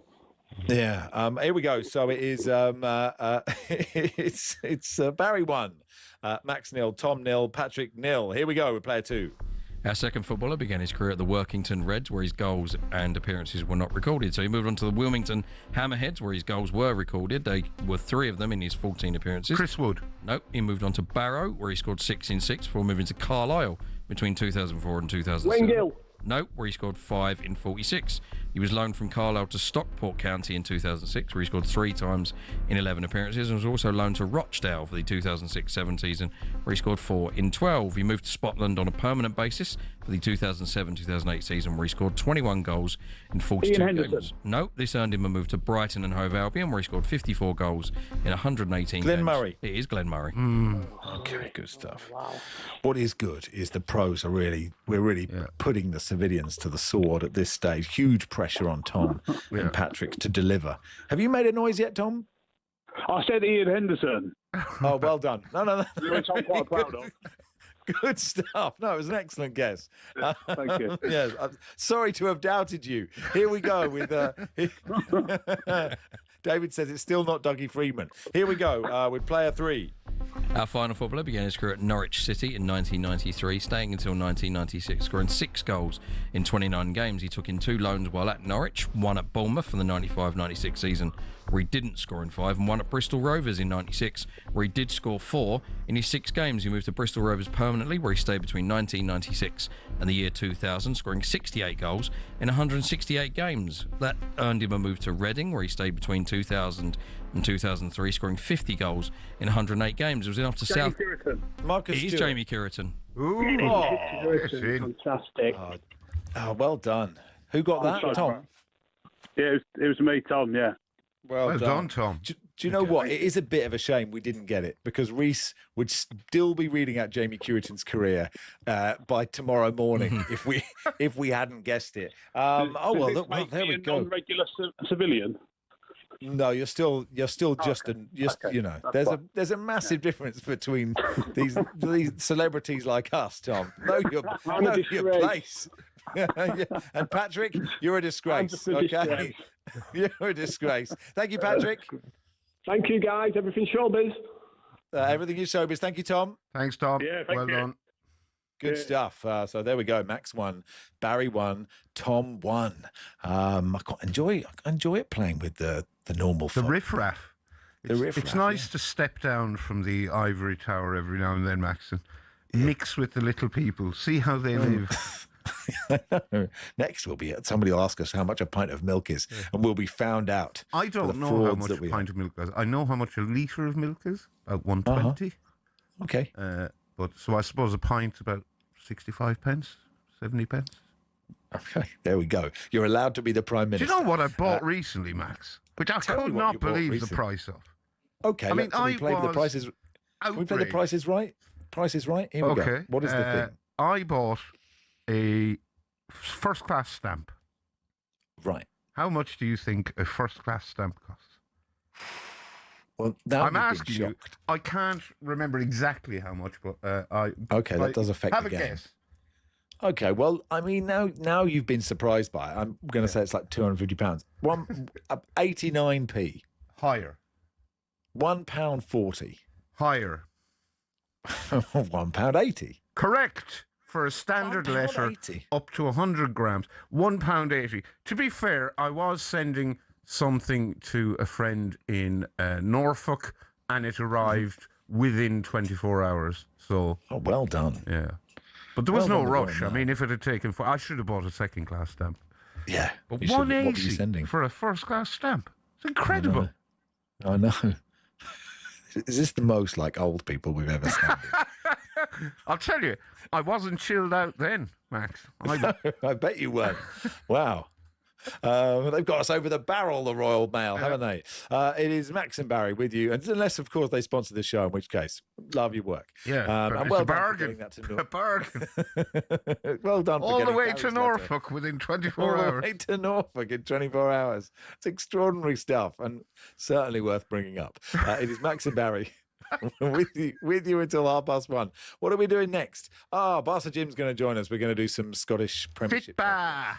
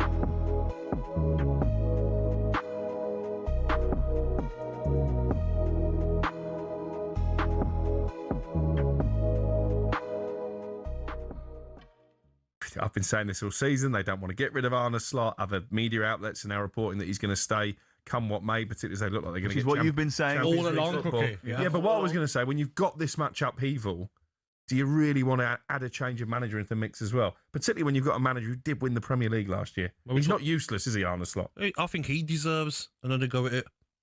But when he comes out and says we need to sell players, I don't think that's right, is it? That's always been the Liverpool way. These are not owners who... FSG don't spend loads of money. They don't just lavish loads of cash. They've Who in that always squad, balanced the though, is books. going to We bring said in a that lot of so money? many times. Who's going to bring in a lot of money in that Jones squad will of bring you players? 20 million quid. Okay, who else? Alexis McAllister, potentially. Not had a great season. Bit of interest from Real Madrid, I'm hearing. Allison, did they cash in on Allison? Well, he spoke about him today, actually, and he said that he doesn't respond to rumours. I think he'll stay. Do you? Yeah. Well, Mamardashvili's not proved himself to be ready yet. No, not quite yet. Let's just say that. 03717223344. By the way, Arne Slot staying. He had said it. He said all along. 4 months. Yep. Well done. See, that's proper. On the podcast. What's the podcast? Podcast Premier League All Access. If you just have a look towards your left-hand side, if you're watching on YouTube and Facebook. Oh, look at that for a plug. You can see the QR code. Just give it a little scan, and you'll be able to listen to that when we finish here today. Is that the first plug we've ever had for our own podcast? That's on there every week. Is it? Every I week. don't look at myself on the camera. I look at you guys. I'm Do you? engaging. Yeah. You don't. You look at your phone or your laptop. Half.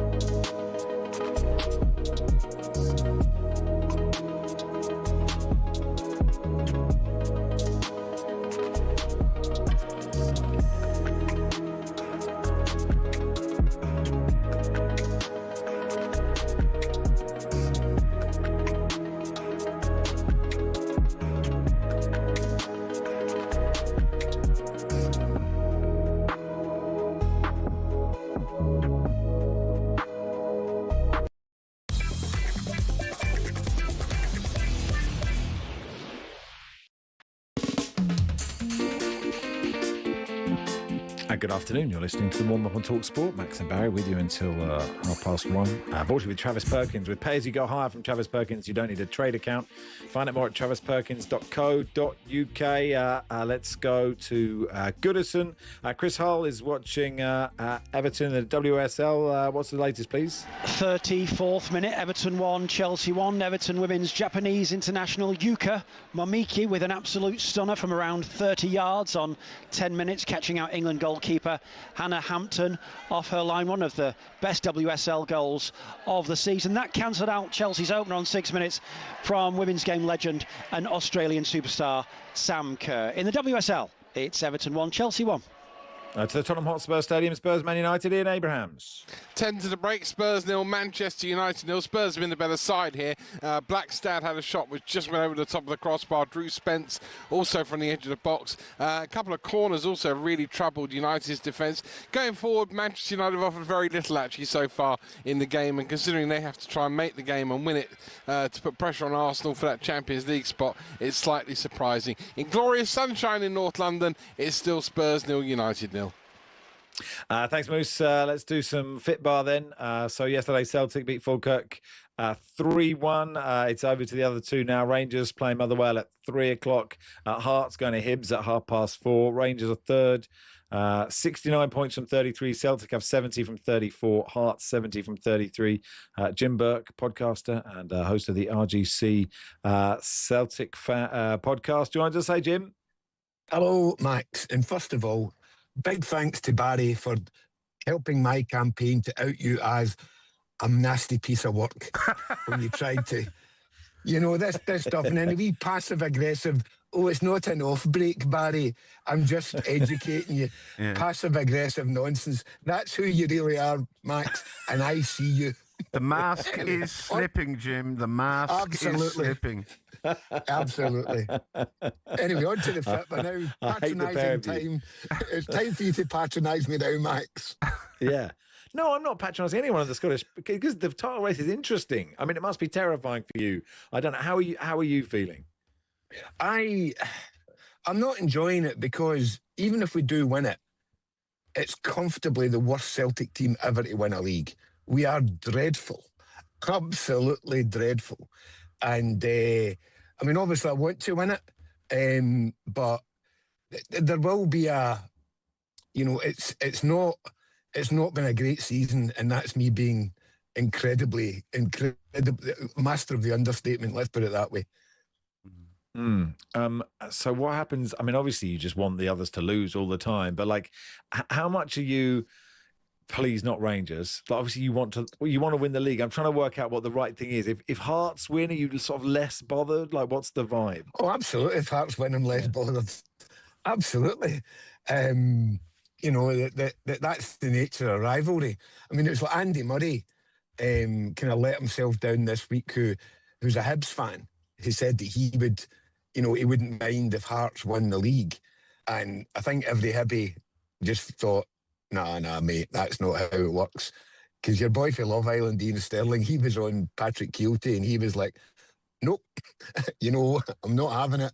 Because it's just the nature of rivalry. So, yeah, if it's not us, it has to be Hearts. But ideally, I want Hibs to win and Rangers to drop something today at home, because they play each other next week. So, again, that we need to win at Hibs, which is never, we never play well at Hibs. Well, we've not played well anywhere this season, but particularly we don't play well at Hibs. So it's absolutely, to quote, I think was it Brian Moore, wasn't it? It's up for grabs now. Jim, how does the Hearts-Hibs rivalry compare to that of Celtic and Rangers? Is it as fierce and full of rancour, I suppose is the word? Oh, yes. I mean, it is. I mean, I've got a couple of pals that are big Hibbies, and their hatred for all things maroon it would put me to shame at times, let's just put it that way. So, yes, I mean, but again, obviously the sectarian element in Glasgow adds a certain kind of added dimension to it, but at the end of the day, it's just two sets of supporters that hate main opposition, and that happens with every club, I would think, with your main rival. Yeah. It's in your Is it in your hands? It is. You got to play both of them, right? And so Yeah, that more is or less. good There's and a bad. goal difference potential, but I think if we can win all our games with a degree of comfort score-wise, I think we would win it. And as I say, we've got both of them at home. Hearts in the last game of the season. And I'm not hoping for any kind of York-Rochdale nonsense in that game. I really don't, because Glasgow is the heart attack capital of, it's a heart attack capital of the world. And I don't think there's enough hospital beds if 60,000 people are put through the ringer like they were yesterday. I haven't heard, which is not to say it hasn't happened, but have there been any repercussions regarding the unpleasantness that occurred at the Scottish Cup match between Celtic and Rangers? There's no, other than this week Celtic said to Rangers that they were happy to give them tickets for the game, the upcoming Derby game, on the proviso that they weren't distributed to the Ultras group. The lads in the Spider-Man mask that scuttled onto the pitch. So there's not been any official recrimination. That's really the only visible sign of it, Barry, was that has been this kind of ticket condition, which Rangers said, look, well, we're not having that. So it's going to an appeal. So I think the SPFL will rule on whether or not it's allowed to go ahead. Just those people in the blue lycra masks. It's so, obviously, people invading the pitch and those things is just so frustrating. But it is funny to think someone packs one of them, puts it in their pocket and thinks this will be good. I'll look good in this, and then perform in the West End later. David says, wow, never heard Max as humble. Usually it's Australia this, Australia that, but he's been well and truly put in his place here, and it's very satisfying. So I don't know where these attacks have come from, Jim. I don't know why you wanted to just gang up with Max. Barry. It started with the Ange Postecoglou unpleasantness when you revealed your true colours. Well, no, that was just, I thought he'd be a good manager for Tottenham. Is it Anzac Day today? Is it, or was it yesterday? Yesterday, I think, yeah. Did you not know? Well, I did know. I'm glad to see you. Why are you having a go at me embracing for the that? local culture, Max. Just seems to have a pop at Max Day. Okay. Anyone else want to have a give pop? him a shoeing. Here we go. 8:10:89. If you want to have a pop, normally, let's face it, we do get quite a lot of messages having a pop. But if you would like to, if you'd like to have a pop, 8:10:89 at Max Rushden, and I will take them with whatever vitriol that is intended. Thank you, Jim. It was always so lovely to talk to you. Yes, what is it? I'm just saying the Al Capone thing, that they're going after you for one thing, but Barry and I know the real truth. We know the real truth. Gareth says, I still love you, Max. Don't let them bully you. Thank you. There's no place for bullying. I'll send you both to HR. Cheers, Jim. Have a lovely day. All right. Cheers, lads. See you later, boys. Cheers. Bye. Jim Burke there, Barca Jim, from the RGC Celtic podcast. It is Max and Barry with you until 1:30. We'll speak to Adrian Clark, do some EFL, bit of Arsenal with him as well in just a second.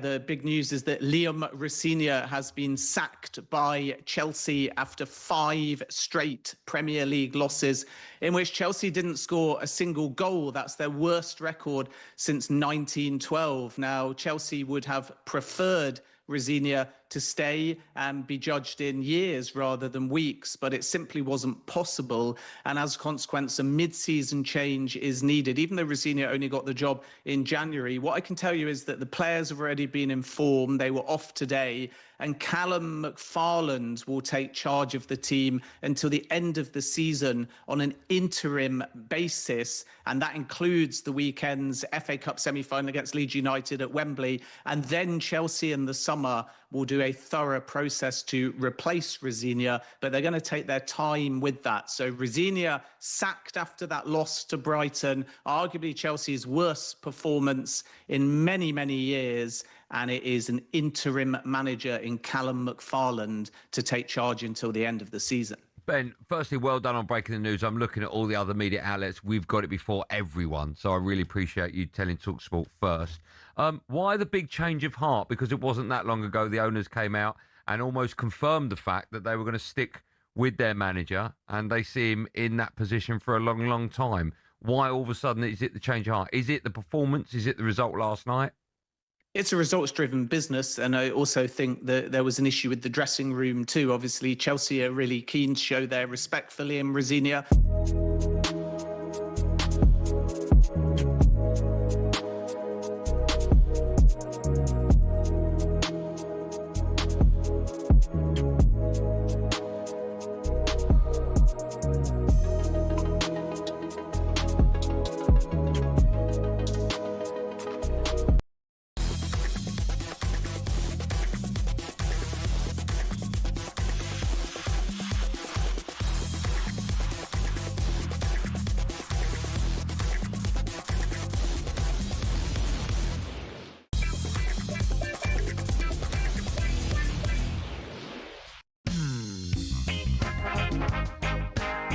Eric in London writes, please stop picking on Max. I'm actually beginning to feel sorry for him, and that's a weird emotion to have. Dan says, surely you have to give the station or the producer fair warning before announcing come and have a pop, because there's no way the switchboard can handle that, says Dan. And this text says, Max, shove your boomerang up your backside. So thank you so much for that. Let's go to the half times in the WSL, I believe, is what we're going to. We'll begin with Chris Hull, who's Everton-Chelsea.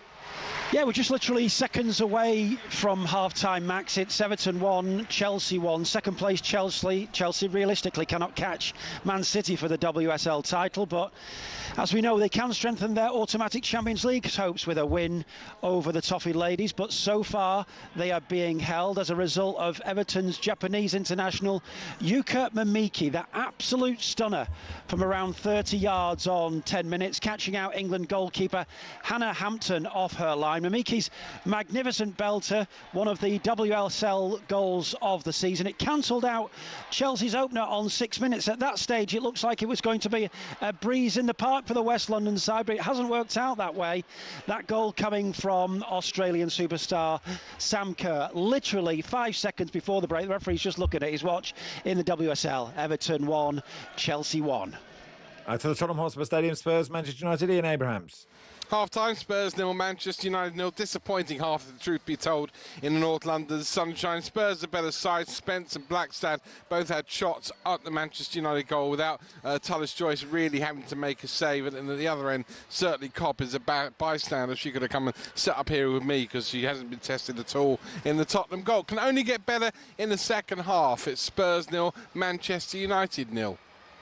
Let's do some EFL with former Arsenal midfielder, EFL expert Adrian Clarke. Hey, Clarkey. Hello, afternoon, boys. Oh, yeah. I tell you what, that win for Middlesbrough against Watford now, what we need, Clarkey, is Southampton to beat Ipswich in midweek. And then you have 4 teams going for automatic promotion from the Championship, which would be unbelievable last day, wouldn't it? It would be tremendous. It really would, yeah. So, yeah, for all the neutrals, yeah, Southampton to beat Ipswich in midweek, and then it takes it to the wire. I worked on Millwall's win against QPR last weekend, and it looked like they were on the beach, and that is the only sort of negative factor I'd say about this potential storyline, because Ipswich have got QPR on the last day of the season at home, and it feels like a banker, but I guess in the Championship nothing is ever truly a banker. So yeah, look, it's set up nicely for that automatic race. I mean, Middlesbrough, where's that performance been? Because if they'd have produced just one or two of displays of that ilk, obviously they smashed Watford 5-1 yesterday, then they would be top two. And having watched a fair bit of Middlesbrough earlier on in the season, I feel that they kind of have been. I think they've been the second best team in the Championship this season, so they'll be really kicking themselves if they don't get top two. Yeah, but that is what every fan's. Every fan looks at wherever they are in the league, especially if they are on the cusp of playoffs or promotion or relegation, just going, just two more wins. I know, but they dropped their points against all the teams near the bottom of the league at home. Like they've had some real struggles. Games where they've had 80% of the ball, 30 shots, and lost 1-0. That's happened to Borough 2 or 3 times in the last couple of months. So yeah, they'll be so frustrated. That defeat for Hull at Charlton yesterday was quite damaging for their chances, Clarkie. I just want to get your thoughts on that. I also want to get your thoughts. I don't know if you've seen it, but John Egan scored a quite extraordinary header for Hull yesterday. Wasn't enough for them to get in for the game, but it was basically from a non-existent angle on the byline at a corner. I don't know how he got the ball into the goal. Put a bit of swaz on it, didn't he? Yeah. It's a little bit of spin on the ball, and it was all good. But yeah, no, I haven't seen it. I got to be honest. It was an extraordinary goal, an extraordinary header. Yeah, fair play to him. But yeah, you wonder what's going to happen, because I was at the game where they drew with Leicester as well in midweek, and yeah, it's been a really sort of bad end to the campaign for Hull. Hull have basically been in the playoffs for about 4 or 5 months, and everyone expected them to slip out, but it didn't look like they were going to. And then right at the end, they've just fallen away a little bit. They can't defend Hull, unfortunately. John Egan's scored that great goal, but he's part of a rear guard that have really struggled to keep clean sheets this season. So yeah, it looks like Hull will slip out. But look, if Wrexham don't beat Coventry today, then that'll go to the wire as well. Wrexham, Hull and Derby, who had a brilliant late winner from Burnell at QPR yesterday. So those 3 could be in that shootout on the last day as well. And what makes that interesting potentially is that Wrexham are at home to Middlesbrough. And that obviously is going to be a really hard game, with Middlesbrough potentially gunning for top 2. So that Hull or Derby could sneak in at the last minute. It's set up so nicely. Bottom end sorted. Oxford are down with Leicester and Sheffield Wednesday, and but the top end is it's going to be fun. In League One, then Lincoln and Cardiff are up. Well done to Lincoln for getting 100 points. And then you've got in the playoffs, definitely are Bolton and Stockport. Well, I mean, I guess I'm just trying to work it all out, because they could, Luton could catch them, but yeah, they can't be caught by everyone, right? So you've got this bun fight between Stevenage, Luton and Plymouth for the final playoff spot. What do you reckon? Well, Luton are the ones with momentum. Obviously, they won at Wembley, didn't they? In the trophy, and they got a 2-1 win yesterday. Stevenage, one of my old teams, they're the sort of minnows that are punching above their weight. They've been brilliant this season, absolutely superb. But they did draw yesterday, and it's opened the door up for possibly Luton. And it's not a massive rivalry, but Luton and Stevenage geographically aren't a million miles apart. And I think Stevenage would like to think of Luton as rivals. So that would be a wounder if Luton were to slip in on the last day. The caveat is that they've got Bolton away, which is never easy, even if Bolton have sort of kind of secured their playoff berth. So let's see how the land lies. But the top 2 have just been unreal. Lincoln, 100 points. 100 points, Lincoln City. I mean, I think... They are what, the 17th wage budget or something. I mean, like it's extraordinary how they have. Yeah, like I never know how these wage lists, how they get revealed. Because as a footballer, I never really knew what anyone else was getting, and I kind of liked it that way. But I guess they have to publish these somewhere. I'm not quite sure where and how official these sort of wage bill lists are, but I would imagine they would be 17th, 18th, around that in League One. So to get 100 points and absolutely smash it out of the park is just nuts, really. The bottom, so Northampton, Port Vale and Rotherham are down. You've got Exeter in the final relegation spot, who drew yesterday. They've got 49 from 45. Orient have 51 from 45. Peterborough have 52 from 44. So they're probably okay because their goal difference is a lot better. There have to be a massive swing. I mean, how it would be great if Peterborough went down, but it seems unlikely. So it's between Exeter and Orient, probably, Clarkey. It is. Yeah, look, Exeter sort of fighting. They look now done. Wimbledon were in it until yesterday, and they've been on an absolutely shocking run, Wimbledon. They'd gone from mid-table. I think they lost 6 on the spin, and then they went to Wigan yesterday and they ground out a massive 1-0 win. So they can sort of breathe easy now. But yeah, Leyton Orient, it's a real shame. I like them. I think the manager's excellent there, and they've had some really good seasons at League One level, but they've just been off it a little bit this season. So yeah, look, Exeter, the problem they've got is that they are at home, but they're at home to Bradford, and Bradford are absolutely one of the best teams in the division. Leyton Orient are at home to Burton, who are now safe. So you'd imagine Orient would just about do enough there. Well done to Burton, who circle the drain in League One every year, but will be there for the next 200 years, won't they? Then to the top of League Two. MK Dons promoted now. They're top on 85. Bromley have 84. Cambridge, we have 81. Good win over Barrow yesterday. But Salford have 80. Notts County 79. So we go to Crewe, Clarkey. Crewe have nothing to play for. Crewe won't want Salford to go up, will they? Surely they'll just roll over. They'll just roll over for us, won't they, next weekend? No one's going to roll over. No, not for Cambridge. No, look, you just don't know. Like, the teams can just play with that bit of freedom, can't they? On MK, by the way, they were the big underachievers, weren't they? They were paying the big money. Scott Lindsay, basically they stole Scott Lindsay from Crawley because Crawley got promoted, spent loads of money, and it all went a little bit pear-shaped. And then they sort of chanced their arm on probably the biggest name they could get at the time, Paul Warne. Like, he's been managing the Championship most of his career, so all League One, and they've given him money and signed lots of super experienced players, and they've got the job done. So they rolled the dice, MK Dons, and they've done it. But yeah, I think Cambridge should do it. I think Cambridge deserve promotion as well. I'm not just saying it, Max, but I think over the course of this season, you've been pretty good. Very, very consistent. And yeah, I think just recently won 2 of the last 6. We've been on such a great run, and we've only lost 1 of those. We've only lost 2 in about 30, but yeah. Salford deserve credit. Okay, so this is probably the least publicity Salford have ever had. Okay, in terms of the ownership, but this is the best season they've had in regards to being in the EFL. They've been really, really consistent, and yeah, they might just go up, and they sort of haven't tried to blow the division away with their spending, Salford City, this season. It's just been good management, good team spirit, good organisation, and they're in with the mix. But I'll tell you what, the bottom of the table is probably But they where play it's Crawley, at, don't Max. they? I mean, next weekend is going to be seriously scary. Yeah, because Crawley, Salford play Crawley, and Crawley are in that mix, aren't they? There's 4 teams that could go down.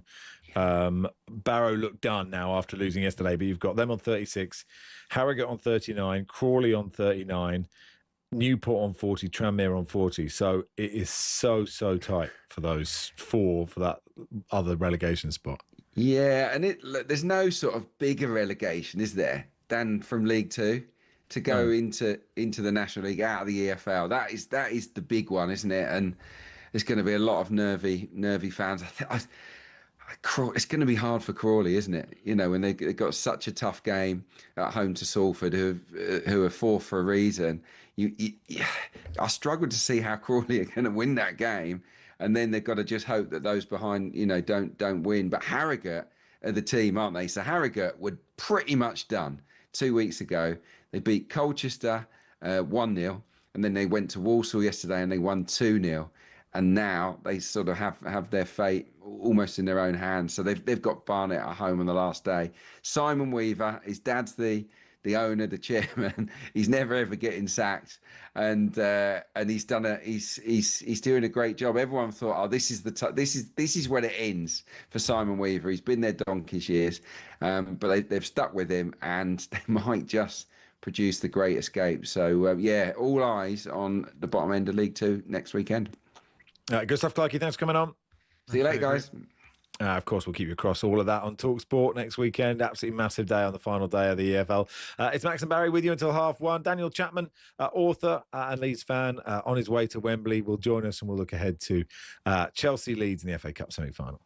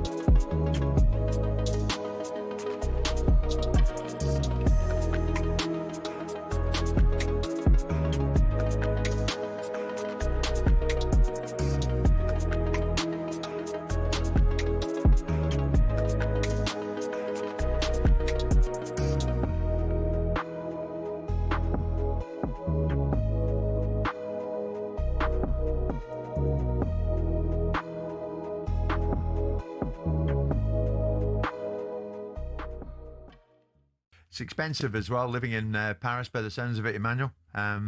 It's expensive being Emmanuel Petit, by the sounds of it as well. No, so happy to be Emmanuel Petit, you know. Oh, quite right. If I was not Emmanuel Petit, I wish I would be. I could be Emmanuel Petit. Honestly, my life is beautiful. You well, know? Let's get into this. What do you like about him? Well, I always do what I like, you know. I don't do things because I don't want to do it. And this is a luxury, especially nowadays. People would think, okay, with the money you earn, but I gave everything to my ex-wives. I had 3 divorces, and I gave the half of it to the States too. So, but I'm still very happy. I try, you know, every single morning when I wake up, I want to stay positive because life is beautiful. I know it's very difficult, but if you want things to change in your life, you have to be positive. This is my religion. Coming on this show often might change that. Well, I was going to say, if I have to come every single day with Simon, maybe it will change after a month. I'm positive. I was going to say, Emmanuel, you only do things in life that you want to do, and you're sitting beside him. It's a luxury, actually, because most of the people, they don't have the choice to do it. Do you know when you won it? In '98, what was the culture like in that squad? The environment, what Amazing. was it? What was the mood? Who's your best pal in that squad? Patrick, Fabien, Robert. I had so many strong links, you know, with former players.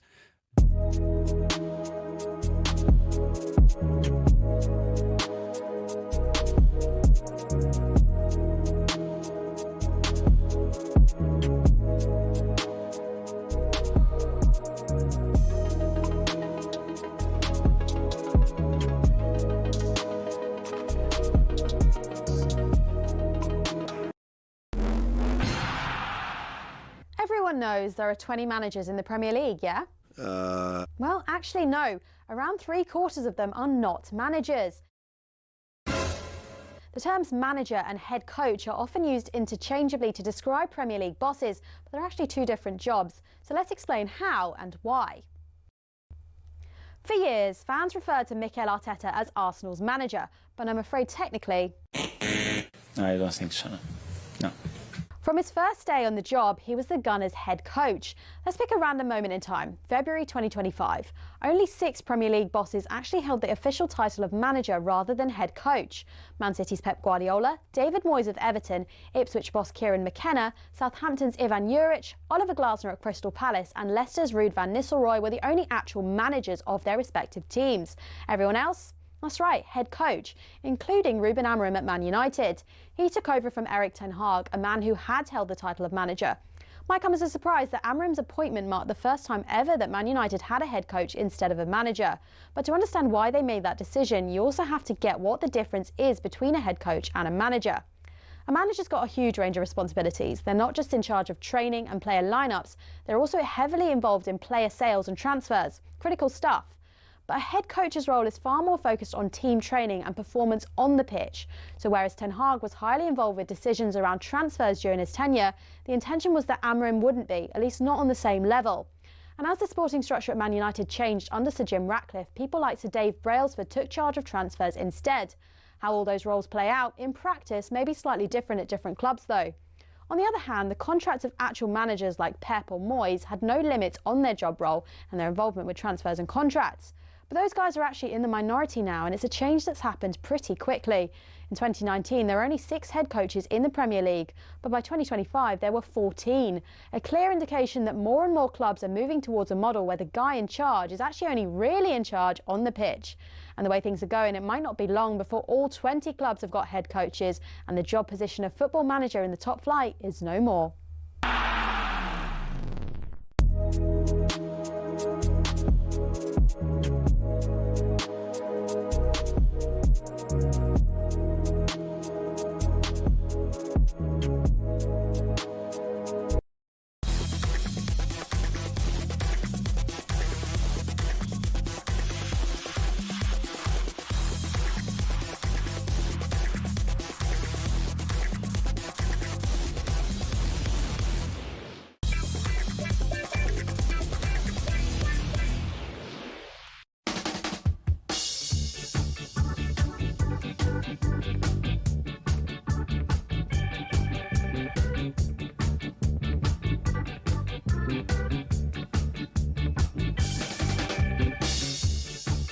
Good afternoon. You are listening to the warm-up on talkSPORT. Max and Barry. We're with you until 1:30. Brought to you with Travis Perkins. Go big on landscaping with Travis Perkins. Find everything you need at travisperkins.co.uk. Live commentary of the FA Cup semi-final between Leeds and Chelsea is after us. Now, 3 o'clock kickoff. We'll play Guess the Attendance in just a moment. Before that, we'll look ahead to the FA Cup semi-final, and we'll do it in partnership with McDonald's. FA Cup update on talkSPORT with McDonald's. Got big McDonald's hunger? Order delivery on the McDonald's app today. From 11 a.m, 18 plus. Fees apply to delivery orders. Subject to availability. Price may vary. Yeah, Chelsea Leeds at 3 o'clock. Let's talk to Daniel Chapman, friend of the show, author, Leeds fan on his way to Wembley. Hey, Daniel. Hi, how's it going? Yeah. I'm already at Where do we Wembley, find in you? fact. You're at You Wembley. find me Oh, good stuff. soaking up the atmosphere between 2 yoga studios and a barbershop. I can see a Specsavers. Other opticians are available. But yeah, the classic Wembley atmosphere. I think if I go a street over, it's a bit more like a football match. But yeah, I found a quiet corner. No, good for you. I mean, actually, not on Wembley way yet, and maybe because, Leeds have been to Wembley lots of times, but I find like when Cambridge are at Wembley, I just get moved. It's one of those moments where like I really am like, this is seeing your team's colours on Wembley Way is something else. Do you still get that if you're a fan who's been to Wembley sort of more often? Well, like which fans are you talking about who've been to Wembley more often? We were here for the playoff final and lost to Southampton, so that's not a great memory. And then before that, some other playoff finals that we've lost, not scored here apart from in the Charity Shield in 1992 for more years than anyone cares to remember. It's really nice though. I think one difference from the playoff final, because that was Leeds against Southampton, so it's 2 sets of fans travelling in because we're playing Chelsea today. I've been around for about an hour, and I think the Chelsea fans, because they're local, just turn up later. So it's been very, very Leeds in all the parts I've seen so far, and it is nice seeing all the lots of retro shirts, seeing what people have gone for, and just bring the colours. Leeds colours are always beautiful in these snows, blue, yellow, and white. It's a nice feeling, and the sun's out, which it was not for the playoff final, which was a miserable day. This feels like a much better day so far. And then the football will start, but that's a separate issue. Daniel, could I ask you to pop into the Specsavers and tell them that I know my appointment is overdue, and could they please stop harassing me via email and text message? And while you're doing that, I know today is about the FA Cup, but everyone keeps saying Leeds are safe in the league. Do you think Leeds are safe in the league, or do they have more work to do and points to get? If I ignore what happened yesterday, Leeds are absolutely safe. I believe there were some games yesterday and some teams that don't normally win went and won. Yeah. Which is unhelpful, but it really just doesn't seem like any of those can actually get more points than Leeds in the rest of the season. And even if they do, there's still a big enough gap. Can they get, what is it? They need 6 more points than Leeds out of 4 games. I think we're just about out of it. But yeah, definitely yesterday's results meant getting that point at Bournemouth in midweek became even more important, which in itself was actually quite reassuring, because Leeds, the players looked a bit distracted by the semi-final, but then at the end, they could have, a 2-1 defeat would have been fine with 4 games left and a big gap, but they went and made sure that there was a point out of that game. They didn't just leave it as it was, and that's been kind of Leeds' spirit all season. It's like there's a real sense of just making sure this job gets done, even if it does have to go a few more games after this weekend.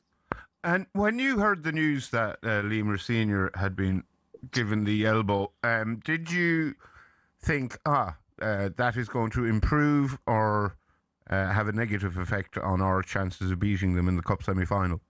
It's hard to tell. Chelsea are bonkers. And so the half of the squad that didn't want Liam Rosenior there will be happy. But then that means there was half a squad that didn't mind him being there. And are they going to be unhappy at the half of the squad that's got their way? And you know, the internal relations of spoiled millionaire footballers is something I think we're not really, us laymen are not primed to kind of fathom out.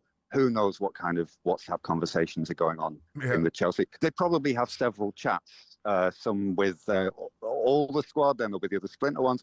The worry for today is that they have a lot of good players. Yes. And if those good players just decide, well, it's Wembley, and we're going to actually just play this as if it's a big occasion, which it is. They do have the ability to beat Leeds, who are straight out of the Championship and don't have as many £100 million players as they do. But it's a question of how many of those players not shaking a leg are enough to ruin it for them. And if Leeds go at them the way we went in the game at Old Trafford the other week, are they going to be up for that, or this is a bit much? All seems, that's the thing with Chelsea, all seems like a bit much for them. A lot of hassle that they have to go through when they don't really seem to want the hassle. So how much hassle can they handle, no matter who's in the dugout? What's the rival? And you wrote the history of Leeds United, didn't you, Daniel? Like you 100 years of Leeds United. That's 100 years of Leeds United. So you will have written about the rivalry between Leeds and Chelsea, which stemmed from, well, tell me, because I have been told and I have read about it before, but I can't instantly remember, and you will know it better than me. We were instantly pitched together in the 1960s. I think our first appearance on Match of the Day was against Chelsea, and it begins with Chopper Harris taking on Billy Bremner and Johnny Giles being stretchered off after a few minutes. But one of the under repeated games in Leeds is... Oh, he's gone. In the middle of this history lesson, Larry, I was excited. I was excited to learn. My memory, and it was like the first ever Match of the Day. That's what he just said, isn't it? Yes. Yeah. Okay. Well, okay. So then where were we? Well, that's kind of when we got cut off. I mean, rivalries start over the silly. Isn't the famous rivalry between Crystal Palace and Brighton to do with row between Terry Venables and what's his Alan name? Mullery. Alan Mullery, a cup of coffee and a handful of change. So who knows? Who knows? Anyway, well, maybe Daniel will come back one day and tell us that. I mean, lots of people will know anyway. But it's an interesting rivalry in the fact that they are nowhere near each other. But yeah, Leeds-Chelsea, 3:00 kickoff. And that was thanks to McDonald's. FA Cup update on talkSPORT with McDonald's. Got big McDonald's hunger? Order delivery on the McDonald's app today. From 11 a.m, 18 plus. Fees apply to delivery orders. Subject to availability. Price may vary. Let's go back to Goodison in the WSL. Chris Hall watching. 55 minutes gone here. Everton 1. It's now Chelsea 3. Just a minute after Everton's Mayumi Pacheco should have given the home side the lead at the back post from right under the crossbar. WSL superstar Sam Kerr slotted home on 48 minutes for the visitors. That was Kerr's second of the afternoon to regain the lead for Chelsea. The Blues back on top, and now just seconds ago, Ellie Carpenter for Chelsea has turned the screw from close range. It's Everton 1, Chelsea 3. Let's go to the Tottenham Hotspur Stadium. Not quite as exciting for the Moose watching Spurs Manchester United.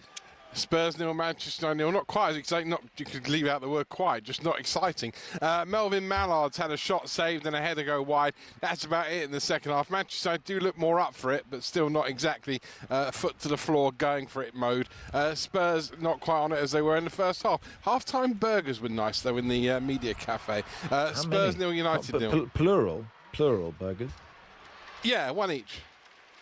But then the Spurs press officer didn't have his, so I had his as well. So how many did you have in the end? 2. Okay, noted. Okay, thanks, Moose.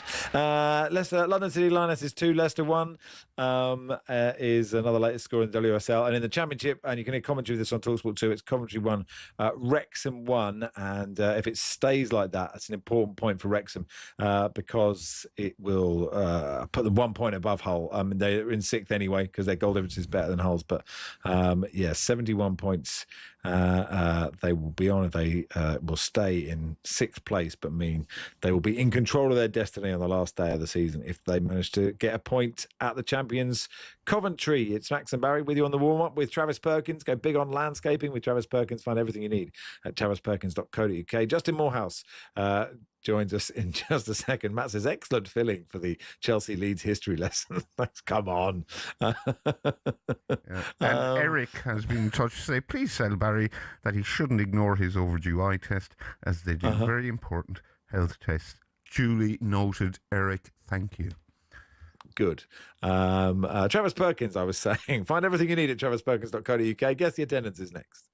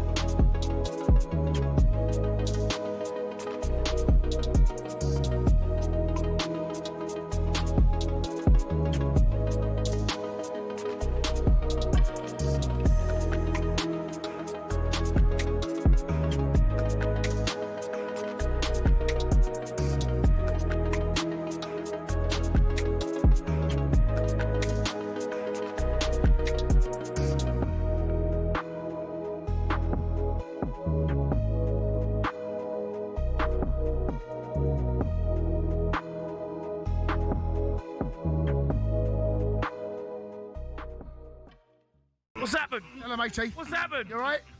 How are you, matey? You good? I'm all right. Yeah, very well. Thank you very much. Gaffer's gone. Yeah. Gaffer's slapped. Yeah, last night's performance Slap. was unacceptable, mate. Yeah, he got slapped. Yeah, something. Slap. That could not stay the same. The run of results and performances have just led to this. I mean, you heard me last night. I was absolutely crestfallen last night.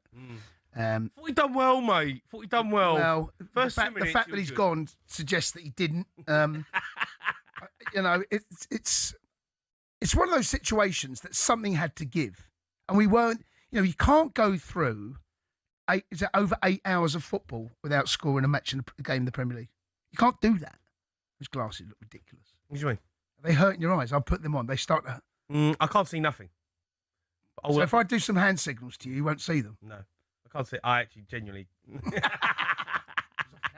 I'm disappointed. He's a good manager, Rosina. Well, playing some good stuff. He may well be in the future a very good manager, but right here, right now, things were falling apart at the seams, and they were falling apart quite quickly. The last goal we scored in the Premier League was away in a victory against Aston Villa 4-1. Yeah. That was in March. Yeah, some encouraging signs then. And you can't carry on playing games. And last night's performance, it was unacceptable. That was completely unacceptable. You can look and you can lose a football match, and I've seen over the years, Chelsea lose plenty of foot matches, but it's the manner in the defeat. And the players, they need to look at themselves as well, by the way.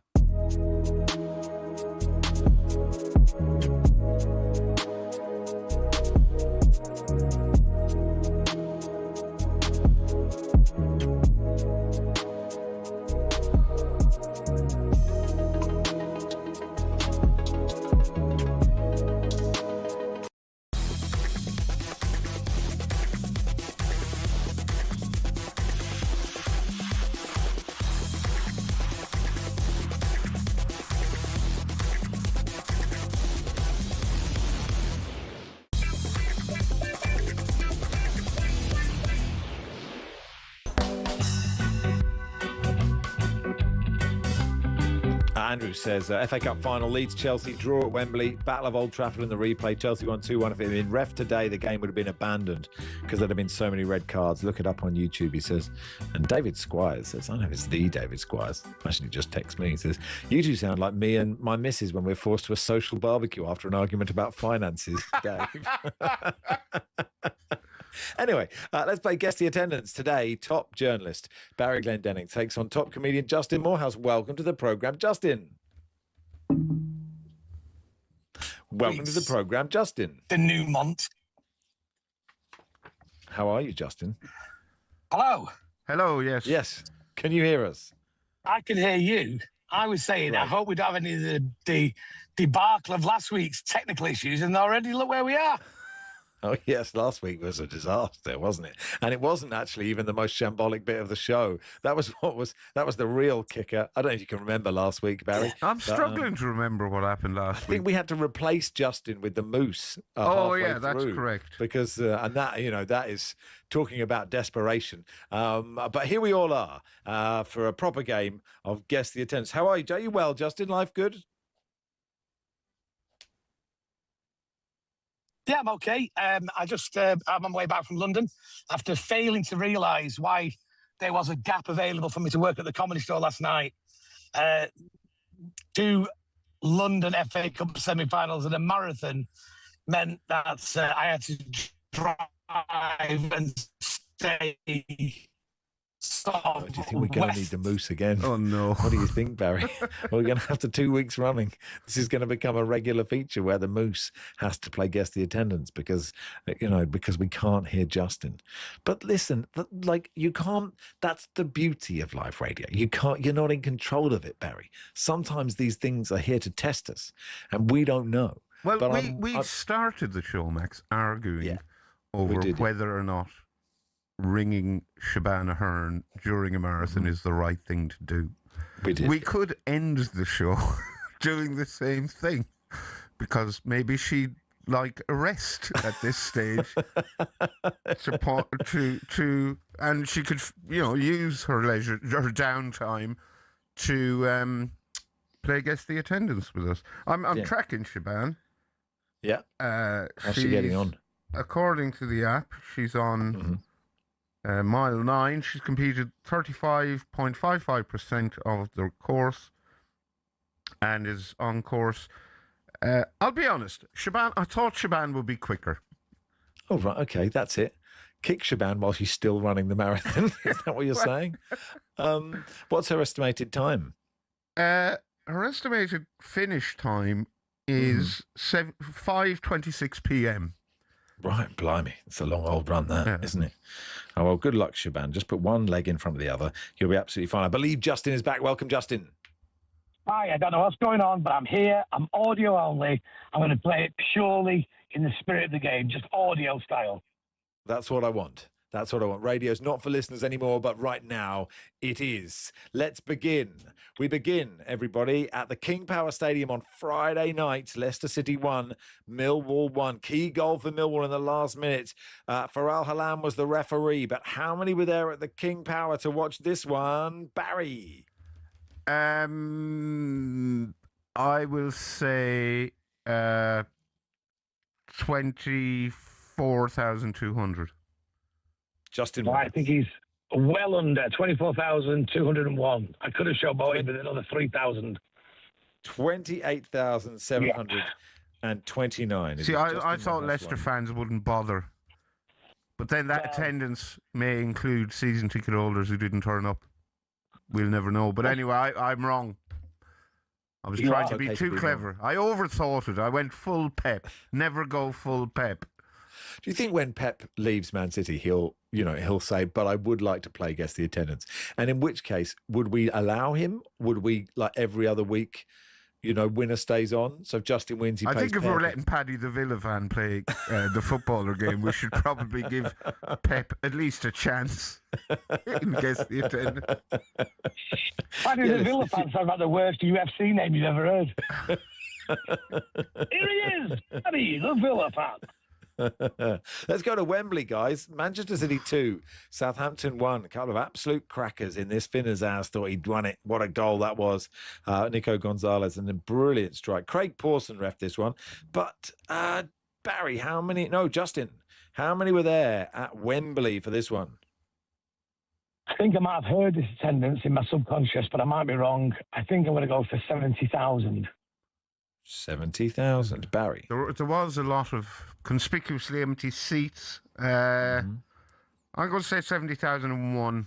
70,053. It's one apiece. Oh, good guessing. That's there, top Justin. guessing, Justin. It is top guessing. I think if Let's go. I'll hold my hands up. I think I heard that somewhere in commentary. They sort of said circa 70,000. Take the praise, Justin. Take it. That's well, you got the okay. point. It's okay. So yeah. And look, all we want is honesty. Everyone has been unscrupulously honest for this entire show. Apart from good. We established this at the start. We go to the Cladara Abbey Stadium. We back on the horse. It's in our hands. Just win at Crewe next week. Cambridge United 3. Right, before Barrow you do 0. this, while we're being honest, I know this. You know this? I know this. Whose guess is it first? Mine. Do you want now, Justin? Barry's known attendances before, and you've still got the point. Got it wrong. So, would you? He's made the admission. Would you like to carry on? Oh yeah, I mean, I was in the similar boat yesterday. You can't get away from if it seeps in, it seeps in. Yeah, it's part of the learning process. It's we're playing this game at a kind of level that's been unprecedented. So we're not going to VAR it. The reason I know it is because when we were talking about Cambridge United with Clarkey, I had the results page open in front of me, and I saw the Cambridge attendance, and then I went, Cambridge I 3. bet this is going to come up and guess the attendance. What will I do? So I've been Stephen honest. Parkinson. And I Stephen bet you I'm Parkinson. wrong. But anyway. Stephen Do you know Parkinson. the exact number? Yeah. I think so. Cambridge 3, Barrow 0. You go one up or one down from the real number, and then I'll play around with that psychology. Okay. What was the attendance, Barry? The attendance was 7,510. The attendance was 7,509. The attendance was 7,512. So Barry gets the point. So I was wrong. I thought it was 7,511. Sam Barrett refereed Arsenal 1, Newcastle 0. And it's 2-1 to Barry, though, I still believe. Arsenal 1, Newcastle 0, refereed by Sam Barrett. Eberici Eze's 9th minute strike. What a goal that was, too. But how many were there, Justin? 60,500. 60,500. 60,501. 60,204. It's 2 apiece. This is exciting. And now we hit the Achilles heel of Justin Morehouse. St Mirren 0, Livingston 2 in the Scottish Premiership second phase, bottom 6 at the Smyser Stadium. Gogic own goal and Mr. Pittman scored the goals. David Dickinson refereed the game, which is it's a long way for him to go, but good on him. But how many were there? It's you, Barry. How many were there at St Mirren Livingston for the win? I have not got a clue. I'm surprised St Mirren are in the bottom 6, if I'm honest. But anyway, St Mirren, haven't a clue. Not surprised there's that Falkirk out in the top 6. Yeah, I thought St Mirren were good. Anyway, I haven't a dust. Well, we saw the show should have finished a while ago. 8,220. 8,220. What did he say? 8,220. 8,220. Oh, 6,000. Yeah, 5,884. It's a great win with some showboating for Justin Morehouse. Thank you, Justin. Thank you, Barry. Thank you. Adrian Durham, live from Wembley next.